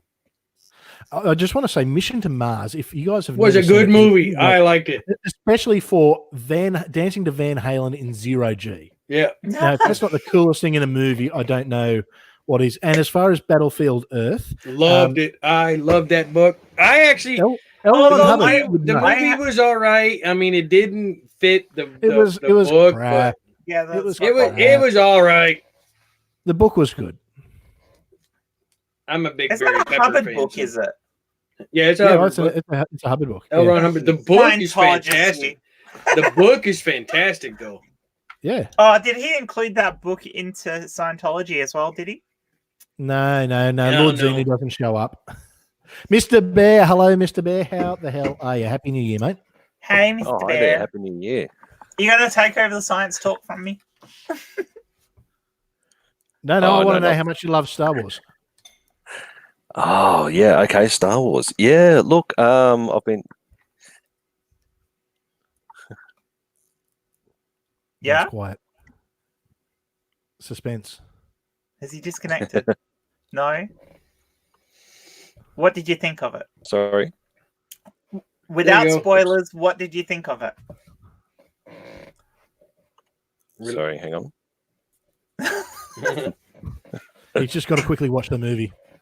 Yeah. We were also supposed to be fighting kaijus for the last 7 years too. Oh Just yeah. go here. I'm glad we're not. Hi, can you hear me okay? Yeah, we can hear you. Yeah, we've got you. We could hear you. Sorry about that. Hi, yeah. Yeah. So Star Yeah, Wars. look, yeah, Star Wars. Okay. No spoilers, but what did you think? Okay, no spoilers. I was going to just ask that. I did. It's really hard because I've actually watched them with my eldest son. He's 14. He never had any interest in Star Wars. And 2 days ago, so we watched episode 4, 5, 6. Ignored 1, 2, 3. Yeah, so we watched 4, 5, 6, 7, 8, and then we all went tonight and saw it. And we all really, really enjoyed it. It's very difficult to talk about it without spoiling it. However, there were some great moments. It was very a fan service film. Can I say that? Oh yeah. It was for the fans. As a fan, I've no problems with that. Yeah. Yeah. I mean, as a fan, I have no complaints. It was a great ending. It rounded everything off very well. However, there were some little contrivances and things that I like to call it goosebump moments. For me, there were no real goosebump moments. But I don't want that to dampen anyone's enthusiasm for it. Some emotional moments, flashbacks, and overall, I thought it was a good 7.5 out of 10 for me. Awesome. I will give you mine when I've seen it. I haven't seen it yet. I'll Okay, put good. it this way. Good. I hope that didn't spoil it too much. No, it's fine. Better- I already had it's part of it spoiled. I just didn't want people spoiled in the chat. Better Yeah, than good. The Empire Okay. Strikes Back. That's what I'll say. Yeah, Better than The Empire Strikes Back. I doubt that. No, but, no. Oh yeah. Big time. No. Loved it. No, Best of no, the lot. Best of the lot. no. No, my impression from what people told me that a lot of it is fan wank. Well, I'm a fan, so Yeah. they're welcome. Yeah, it So, services the. so why I does like to call it Mr. Bear servicing the sound more? fans, So why does Mr. Bear sound more Australian than either me or Jen? I actually thought you had a bit of a Kiwi twinge to your accent. Oh Without God, no. going too far. Oh, good. Yeah, in all honesty, Dave, it's because he was better at impersonating the accent that we're supposed to do than me and Chris are. So we're Look, just not as good at actors. Mr. Bear's like a level 5. We're both stuck at level 3 and Yeah. probably not going to get past. I mean, Which is Jay, we're training Jay up. unfortunate. Jay's only at about level 1, but It's unfortunate There we go. because it means No, Mr. Bear gets paid I more than we haven't- do. But what I are we haven't going to do? I haven't even started Australian 101 yet, so. so what are you Okay. doing here then? I can do a bit. I can do. Never mind. I won't go there. Go So on. what other movies have we got, or what other, I guess, TV shows and time? I got a whole list set in 2020. Oh, far away. So So, Okay, so go on. when we Go, get a Jay. professional one. let's see here. Well, that's 2080. That one doesn't count. All right. Codename Phoenix. In the year 2020, where global peace has prevailed, a sinister new threat of world stability is exposed with a genetically engineered virus that can stop the human aging process. You know, I thought you said global pizza for a Nice. minute. In one telling of Voyage to the Prehistoric Planet, by 2020, the moon has been colonized, and we've traveled 200 million miles to land on Venus to find dinosaurs. Makes sense. Huh? Well, I think Lost in science Space was fiction, it originally doesn't set have in to the make sense. 1990s, wasn't it? I think I'm just trying to find it, but Purple made a good point before. I think it was Purple that who else lived through the eugenic wars in the 1990s. So great Star Trek reference there, and a lot Yeah. of respect. Oh, sorry, no, Purple commented on it. Was sorry, Vandalia. Vandalia made the comment. Here it is. Absolute props for the nerds. What else have we got, Jay? I love having you on, Jay, because you research things. We just talk shit. Apparently, in multiple movies, we've already landed on Mars. So there's quite a few of them that were reference landing on Mars. Is Art going to jump in here? Come on, Art. Come on, Art, do it. Also, by this point, we've already been time traveled, and Terminators have been brought in. Oh yeah, but we stopped that. that. Yeah, Terminator 2. We fixed that. So. Well, no, because Dark Fate is set in 2020, so more Terminators coming back. Yep. Yeah, can't argue that. Although it's a bit different. And incidentally, anyone who hasn't seen that movie, it was really good. Was it? Wasn't I like the last one? Can I go back a little? Go. Yeah. Yep. Can I go back a little further? Yeah, sure. Escape from New York, 1997. Oh yeah. Oh, yeah. I watched it a couple of months ago, and the start said 1997. I thought, okay, well, yeah, very Trumpian, but yeah, and I think Escape from LA was supposed to be in like 98. Yes, like it was a year later. Yeah, it was like a year later. Well, no, wasn't Escape from LA? Wasn't that the prequel, or what? Like the second one was actually set before the first one, wasn't it? No. They're in order. When was the Fifth Element set? Oh, I don't know. I will look that up in just a second. But good also by 2020, human boxers were supposed to be replaced by robots. real steel. Real steel. Yeah. Yeah. What movie were we talking about? Fifth Element. Fifth Element. Yes. I'm thinking 2300s. Can't wait Always to hear it do when Art works on a song. Yeah, love your songs, Art. 2263. 2263. Oh, well, we've got plenty of time to get Fifth Element. Yeah, ages. Well, it depends because the notes on the 97 DVD say 2057, and Benson, the guy that wrote it, says 2259. But Corbin Dallas's alarm clock says 2263. So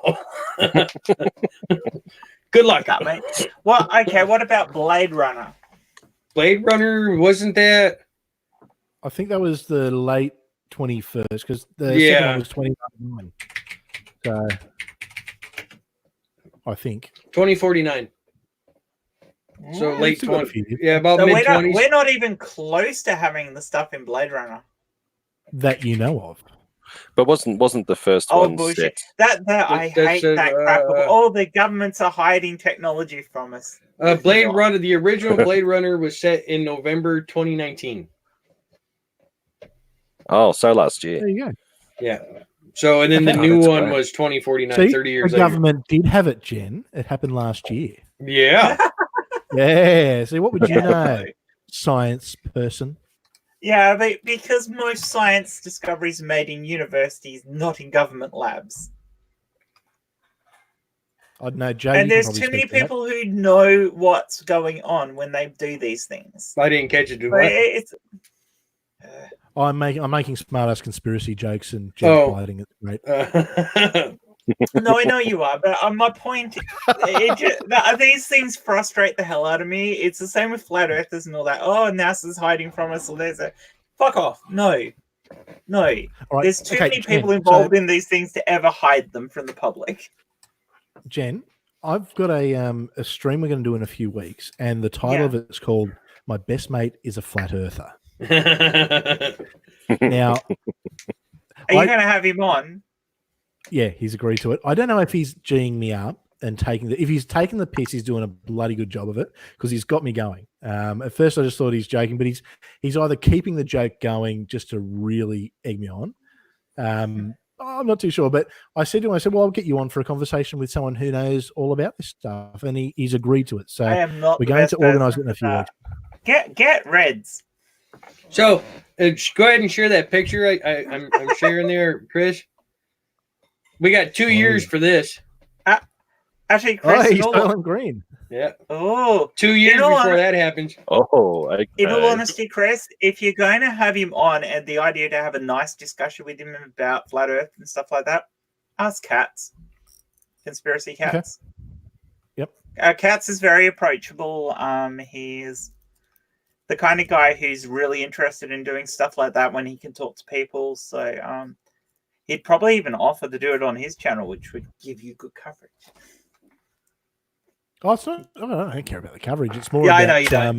But I Cats just want if to. you can organise a time for it, I'm pretty sure Cats would do it with you. Although I keep saying that, I probably, considering I'm trying to create a space for people, I probably should care more about coverage. But anyway, that's neither here or there, I guess. But yeah, In so all Soylent honesty, Green. ask Cats. He knows his stuff way better than I do when it comes to debating and talking with flat earthers. I don't know. I think you're like the smartest science person I know at the moment. Because but I'm not really. Also, in all honesty, somebody which like maybe Cats, just shows me how much I don't know. That could be the scary thing. It's maybe I'm just a complete dope when it comes to science, which makes sense. I was a Pentecostal Christian for many years, so that would make sense. I love science and I read a lot. And I've got a damn good memory for things. My memory is bad for names. That's why when I start talking about things, I go, who the fuck was that? Who did that? And somebody has to prompt me with a name because I'm dreadful with names. But I've got a good memory for the science and stuff like that, and I read an awful lot, and I love science. Had I not had other issues, Navadia does do science pretty good, I guess. Yeah, and Navadia, but I don't think Mary would want to debate with a flat earther. She might, but I think she probably wouldn't. It would be funny. It would be. It would. That would be so much fun, it wouldn't be a debate. It would actually be it would be a discussion. Because it might not, because Mara and I might get pissed off. I'll talk to him. I'm going to do I'll talk to him. Bobby, Jay, if you're listening to get this, Jay. don't be scared. I'll talk to him. I'll stay away from the science shit and go with the regular stuff. Yeah, that works. Jay's good. See, I don't do flat Earth science stuff. I do the flat Earth conspiracy stuff.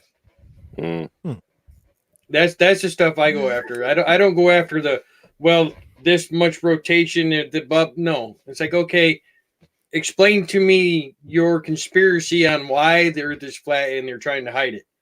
That's the stuff I go after. And that's the first thing I always say. Like, what's the point? What possibly could be the point of a flat Earth? And I threw that in, because he's not a Christian. He is not religious in any way. He's just stumbled across this, and like I said, I don't know if he's taking the piss out of me. Like, he's got me, and I will take my hat off to him. We'll probably get on the stream, and he'll just go, "Oh no, I was just taking the piss out of Chris the whole time." That would be so funny. That would be great. Yeah, I would record that part and I will put that on my channel. Absolutely. Sorry, Mr. Bear. Mr. Bear's trying to get something out. Oh, that's okay. Yeah. Can I ask, how is he socially? Because, as you know, with flat earthers, they tend to gravitate towards, as we are social creatures, they tend to gravitate towards this idea of flat Earth and become. Is he social that way in terms of he has a good social life, or is he quite isolated? No, he's got a great social life. We go out, and I mean, look, I'm not a quiet person, but when I'm around him, he's certainly the louder of us. He's Scottish, so broad accent. Oh, he's Scottish too. Yeah, he's seen the sky rotate in two different directions, and he still thinks the world's flat. I think he's pulling his leg. You know what? The more I think about it, the more I think he might be. But look, you know what? If we get him on and he goes, no, I've just been taking the piss out of Chris the whole time.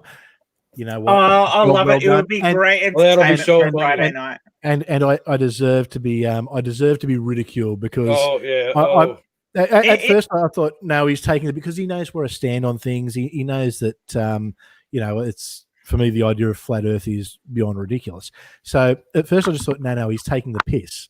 But then he just kept on with it. And then there was a video that his partner posted of when the Jehovah's Witnesses knocked at the door, and he starts talking to them about flat Earth. And I'm just like, no. So if that's the case, and we think he actually is just pulling your leg, maybe don't get Cats involved. Yeah. I mean, he'd probably still do it. But... Well, that's my worry. Yeah. So I'll happily be part of it along with Jay. Do you want to see if we can get Pete in, Jay? You want to talk about somebody? No, it's going to be too early in the morning for Pete. Okay. Well, it depends when But depends when I'd Chris say does it. it will probably be a night stream for us because he's got kids as well. So Yeah, so I think it'll be too early for Pete. What about? I'm only here because this is my nighttime, so that's the only reason I join these. What about Casual Spaceman then? Because he's in the UK, so he might actually be able to fit it. Yeah, maybe I think it's who's in a good time zone who actually does this stuff really well. Yeah, any Brit, because that puts it around. Dave? Because right now it's Dave. I'm not saying Dave's good at this. I'm just saying Dave, who is good at this, because I'm scratching my head. Bro, I mean, you figure Britain's the UK is 5 hours ahead of me. I mean, you've got some great people in the UK, like Fight the Flat Earth, Cats, Simon Dan. Creaky. Simon Dan would probably definitely Simon not. is the best. Yeah, Simon is good. Yeah. Simon will not do it because he doesn't like live debating with people. Yeah. Mm. Not to mention, it's really hard to get him because he's so busy. Cats, you'd be more likely, but Cats will probably not be able to do a Friday because he'll be working. Yeah. Or that'll be Saturday for. Oh no, that'll be Friday. Sorry. Actually, yeah, if you want an Aussie potholer, but getting hold of potholer, I have no idea. But he's an Aussie. He's an expat, so he lives in the UK, so he's not going to work. Joe, now tonight, I am going to try. I do want to keep it under 2 hours, just to warn everyone, because I literally spent 5.5 hours driving today. So to say that I am absolutely. Too. I didn't drive. Exhausted. I was passenger, but I did. I meant to ask you, Chris, how's the kids and everything? Are they okay? Yeah, they're good. They were a bit freaked out because they were where they were. So it was just south of Nowra, and they couldn't actually get out. And where their grandparents live is they were on alert. It didn't. They ended up a southerly came through and it blew it the other way. So they were lucky in that aspect. Okay. But they're sort of on the outskirt of the town. So if anywhere it was going to get hit, that was it. But what was probably the scariest part was they all jumped in the car to try and get out, and they got turned around by the police because it was too dangerous. So the 9-year-old especially sort of went, "Oh, this is," she got really upset. It was freaking her out. But look, it's early New Year's Day, so about 6:30 in the morning. Got a phone call from my father-in-law, who was very happy to wake me up and say, "We've just gotten through. They took the roadblock down, and we're on our way through." So it was a huge relief. That's good to know. It scared the kids. Even when we were sort of driving today, and there was a police car. My 5-year-old said, "Oh, the police car. They stop and tell us to go back to Mim and Dar's place." And I'm like, I'm thinking, wow, that's his first sort of encounter with police. And the 3-year-old had no idea, but it was probably scarier for me because as a parent, you stress out. It's if I had been there with them, that's great, but they were with their elderly grandparents, and it's out when it's out of your control as a parent. It's you probably overplay things a bit in your head. You imagine all the scenarios. I was even at one point thinking if I need to hire a boat and get down there to get them out. Well, that's what I'll do. Of course. Which was absolute. Looking back in hindsight, was overkill because they were able to get through a day and a half later. But it was it was scary, absolutely scary. I'm glad that it's good. Everyone's safe. That's good. Yeah, but then it's driving through the affected areas over the last 2 days. Like it's, I'm not too sure whereabouts in Oz you are, Mr. Bear, but I was driving through the Blue Mountains and up past sort of towards past Mudgee, and like the damage that's been done out there. Like it was just I don't know if you're familiar with the Blue Mountains, but where there was just trees everywhere, they're all just black. I go through that way a lot. I go to the South Coast a lot and saw that about a week ago. Yeah, we went down Boxing Day to the South Coast and just saw the damage. Yeah. So you probably almost would have got caught in it yourself.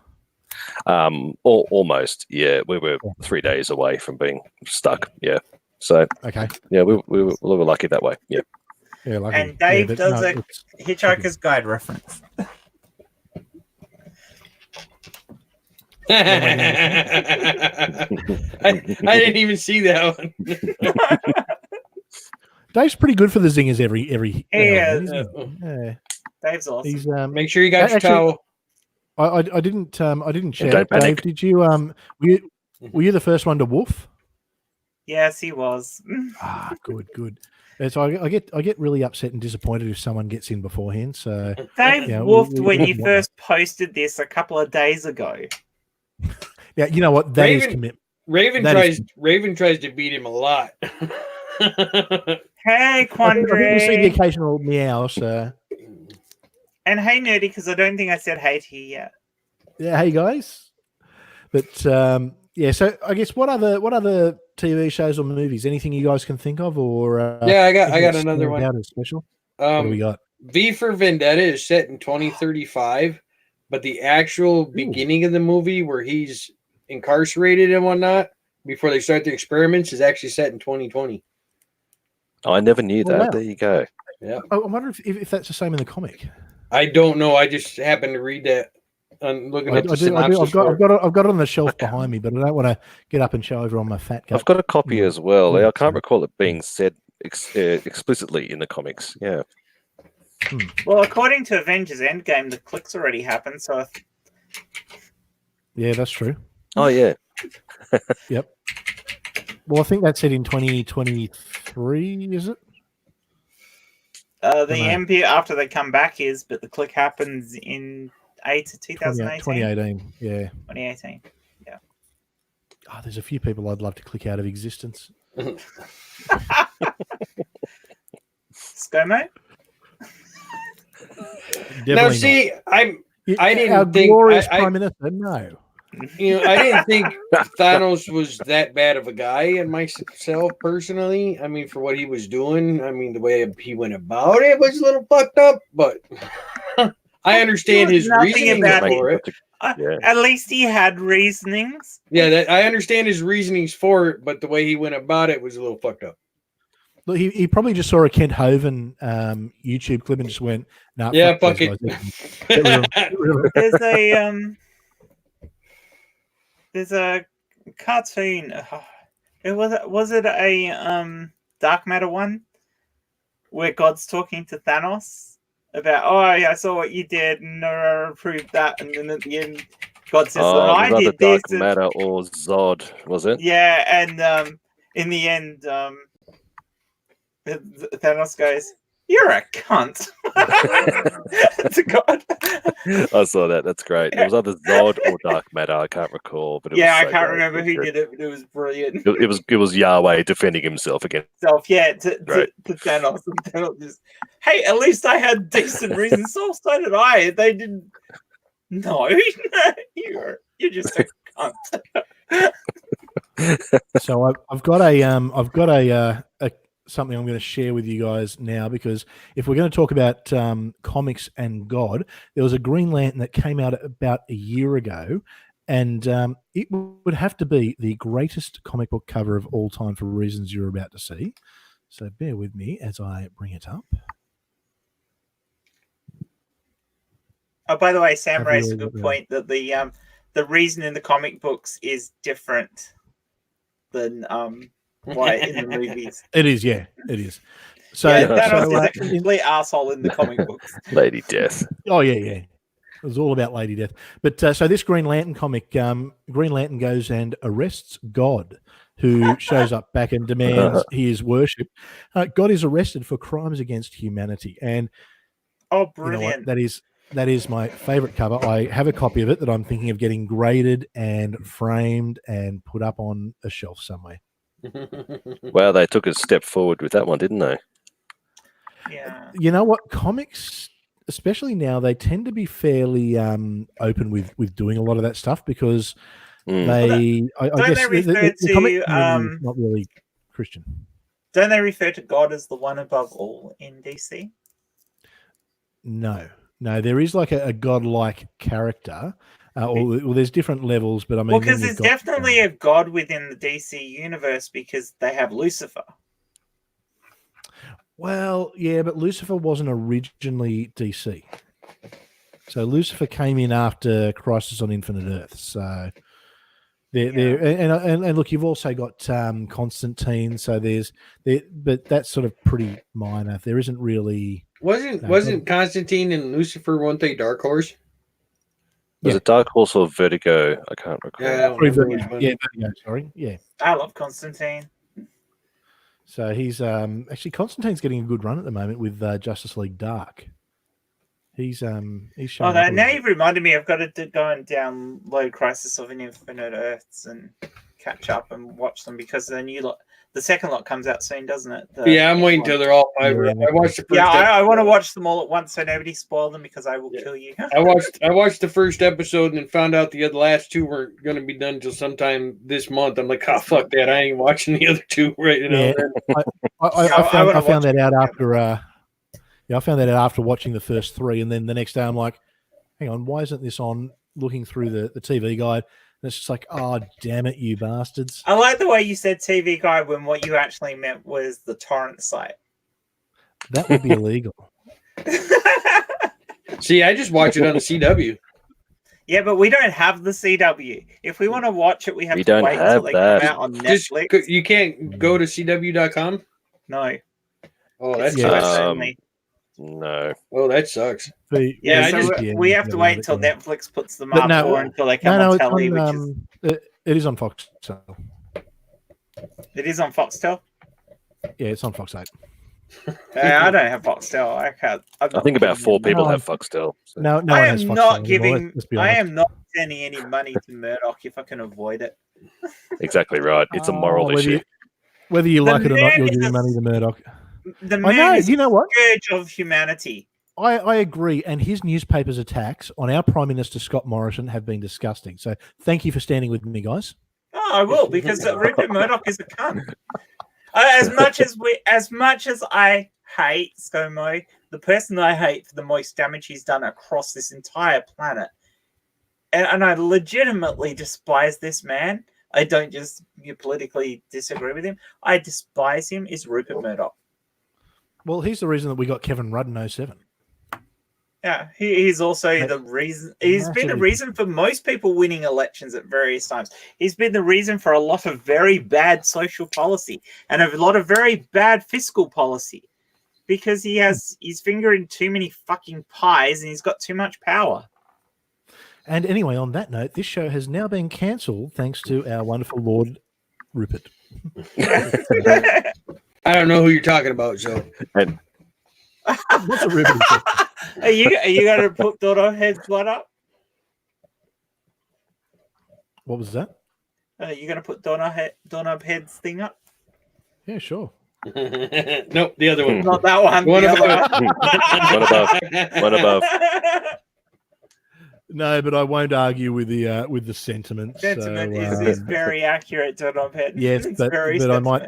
As much as this isn't a PG show, I guess I do want to make it a little bit more friendly for people out there. So, hi, Daily Atheist. Hey, Daily Atheist. Hello there. Good morning. Good morning to you as well. It's not quite morning here, but it will be in half an hour. Chris is thinking of stopping this soon, so you're a bit late. You know what? How many times do I say 2 hours and we do 4.5? Oh yeah, all the time. We won't be we won't be doing 4.5, but I've only had 2 glasses. I mean, you've got a long way to go. Actually, you know what? That's what I haven't asked everyone. What are you drinking tonight, Jen? I already held it up.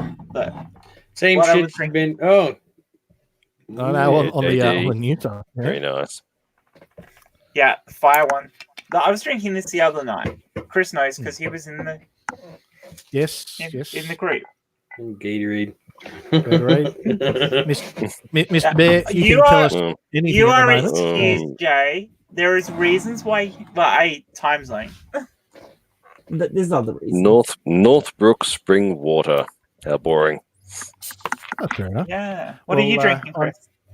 I'm actually. I'm on a little concoction that Lissy Lou put together for me, which is Bailey's caramel with Mukau cognac, the caffeine one, the coffee one, and milk. So this is what I call the leftovers from Christmas. The drinks is because drinking being drinks. a tight ass and tired, I didn't go to the bottle shop and prepare for this. Yeah, so- the only reason I'm drinking Gatorade is because I don't have anything to drink. Oh, okay, Raven, if you're in the chat, if you could fix that for us. That She's would at be work. appreciated. No excuse. No excuse. There's bound to be a stash somewhere behind those books, isn't there? No, and those are movies. I'd hope so. Oh, they're DVDs. Sorry. Yeah. But no, I do have some. Yes. No.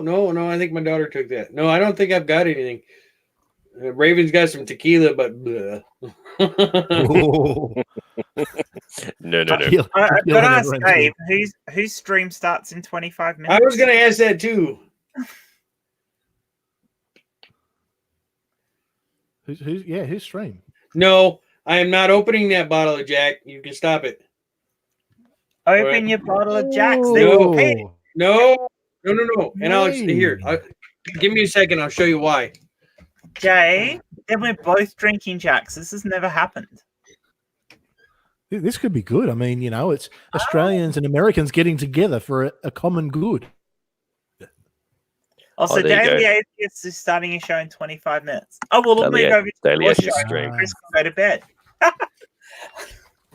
Well, that could be a good excuse for me to end on time today. Yeah. So And what you've got to remember, Inquisitive Quandary, is for Jay, it's mate, you Ooh. have to open that. I'm sorry, but you have to open that. no. See, now this is the 150th edition, and the reason why I'm not opening it because there was only 6 cases sold in the state of Michigan, and I Ooh. managed to be able to pick up 1 bottle. So no, not gonna happen. But it's not for looking at. Yes, You it do know is. yes, that bottle is. Just, no. What- I often get would it bottles like take that for are never you going to to be do opened. that? And $500. Oh. Okay. okay, so if we get a So there is a $500 price. donation, okay. So Yeah, there you go. might make that a, You $500 donation, and that has to come to me. So you got to figure out how to do that. Then I'll okay. drink it. So what I'm going to say is, Raven, since Jay donated that $500, so you had to show your face, maybe you could donate $500. You're going to get it back. You give it to him. It's yours anyway. So Raven, work with us here. Come on. It's got to be a team effort.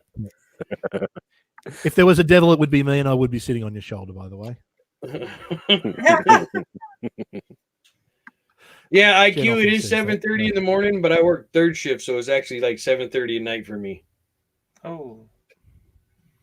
So yeah. It's almost midnight for me, so that's all good. So I think we probably will wrap it up in a second, just so we can have a reasonable one tonight. I haven't And got I drunk do enough need to get yet. some sleep. I know. Look. You know what? I know don't you've not think got I drunk. Did- You've spoken smart science today. Yeah, you so- nerded I it- don't you think I nerded it up. disappointed. I This did is- the this is nerd the- thing because Navadia wasn't here. Nah, you Someone know what? had to do the getting nerd. getting drunk on stream. That's so 2019, and we're all about 2020. I mean, this is the 20s. Come on, man. Yeah, come on, cut a line and snort away. Come on. Oh no, Yes, she did that Dave, earlier. Yeah. Yes, the Daily did that Atheist. pre-show. We do this stream every Friday. Every Friday. Yep. So this is this could be a good. We start and lead into your show maybe. Yeah, It's, well, that would be great. And if you ever want any of us to come across to what you're doing, Yeah. I'm probably available. Jay's probably possibly available. Depends whether he has to work on the Saturday. See, it's good. People can watch this and watch a bunch of Right, drunken whenever they- Aussies, and Jay, I count you in that, making absolutely no sense and talking shit, and then go to a serious program like the Daily Atheist, so they can go from stupidity to common sense, and that's a win-win for everyone. You get a bit of both. I will have to say this. I have never heard of the Daily Atheist before today, so I don't know anything about you.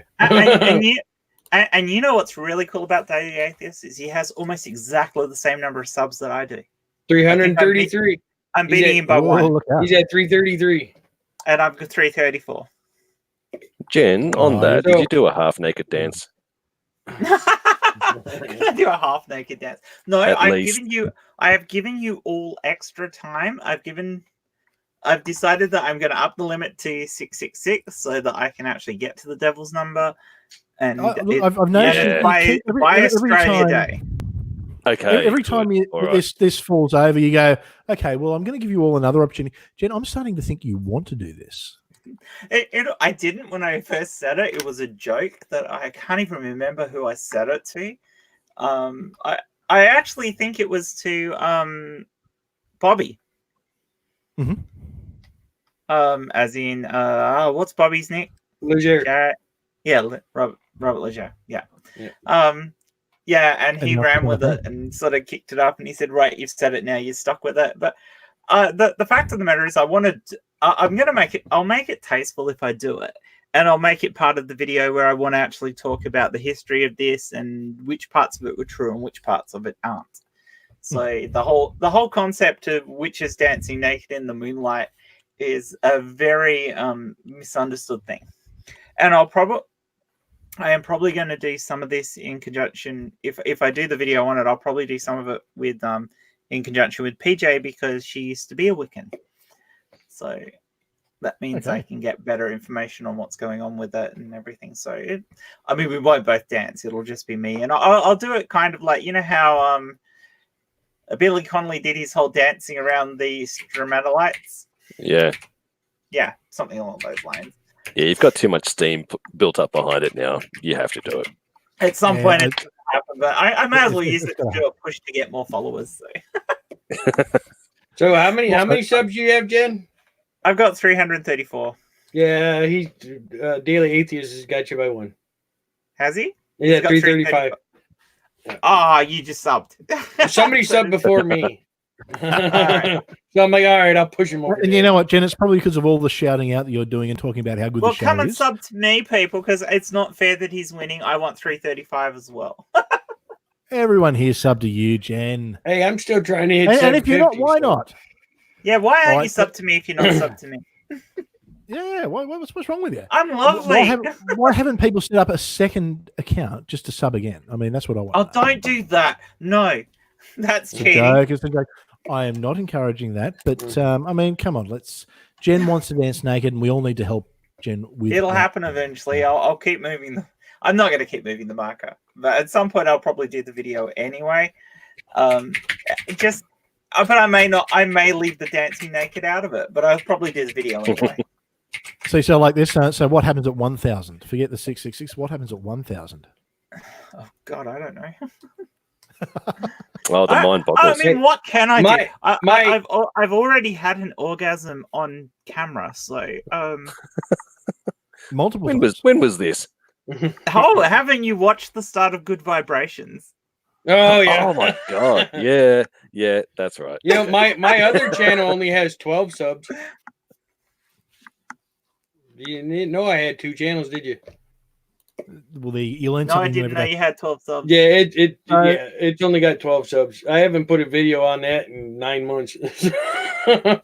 So what I'm going to do now, guys, is I'm going to wind it up. So I'm going to give everyone the chance to do a quick shill, say who you are, what you do, and I want everyone to let us know what are your plans for your channel for 2020. So Jen, I'm looking at you first. So Jen, who are you? Where can we find you? And what's happening? Oh, I'm Jen from Jen's Little Corner. I do stuff on YouTube and Twitter. My YouTube stuff tends to be me getting upset with people who are fucking stupid and trying to teach them a little bit about science and the reality of our world. I also do atheist content as well. And my Twitter is a cesspool. Everyone's Twitter's a cesspool. That's an accurate description of my Twitter. And at some point this year, I am probably going to end up dancing naked under the moonlight. But you've got to all sub to me because I am not doing it until I get those subs. Because I'm an attention whore. Yeah. Jay, who are you? What do you do? And what are your plans for 2020? Well, I'm Jay. I run ETC, formerly known as End the Conspiracy. But if you type in End the Conspiracy in YouTube, you'll still find it because I did not change that. Because if you type in ETC, there's like 900 of them. So just type in End the Conspiracy if you're still looking for me. 2020, I'm actually, excuse me, I actually have a new way I'm taking my channel. I'll still be doing some of the stuff I'm going to be doing. Weird News will be hopefully coming back at least on a weekly basis. So we'll be going over, weird stuff like Bat Boy and cows being drained of blood, and stuff like that. But I'll also be doing stuff like, I've got 3 videos I'm going to be working on. One is the top 10 creatures from Supernatural. Another one will be the creatures of Penny Dreadful. Oh, okay, yeah. And then the top 10 out of 21, I'm only doing the top 10 real conspiracies from the X-Files. Oh, that'd be great. So those 3 videos will be coming. I've got to get working in on them. But my next big one, for those who are sub to me now that knows the videos I put out, my next 2 symbol videos. One is going to be on the swastika, and the other one is going to be on the crescent moon with and without the star. So that's what I got. And then every Saturday at 9 p.m. Eastern Standard Time, I do my my evening show, which I do have a name for it now. I'm going to go with Face Palm. Now I forget what it was called. Hang on, I will pull it up. I actually had to get a hold of Pete so I can remember what the hell it was called. Face Palm Factor is what we're going to be calling it on Saturday. So interesting. And good luck, Notcher. That's every Friday night when Notch is either on the show or in the channel or in the chat. Notcher seems to have a good Friday night. So, mate, it's I'm glad that this show seems to be helping your sex life. That's really good that we can help. Yeah, to be honest, I think they're having an awful lot of good time because we're not seeing as much of them on Twitter anymore. I've noticed that. What's so going they've on obviously been getting very, very busy. Notcher is a machine. I'm convinced of it. A 2D. Oh my god! Oh, so it's true. Terminator. It happened. It happened. Yeah, come with Not me if you want just to live. Yeah, come with me if you want to live. Yeah, come with me if you want to live. That's why he's got that computer voice. It's actually not modulated. Yeah. Yeah, it's not my. It's funny because I actually watched something not too long about with interview with Arnold. And he was talking about the I'll be back. He didn't want to say I'll be back. He wanted to say I will be back because that's how the Terminator would talk. And the director goes, no, we're gonna go with I'll be back.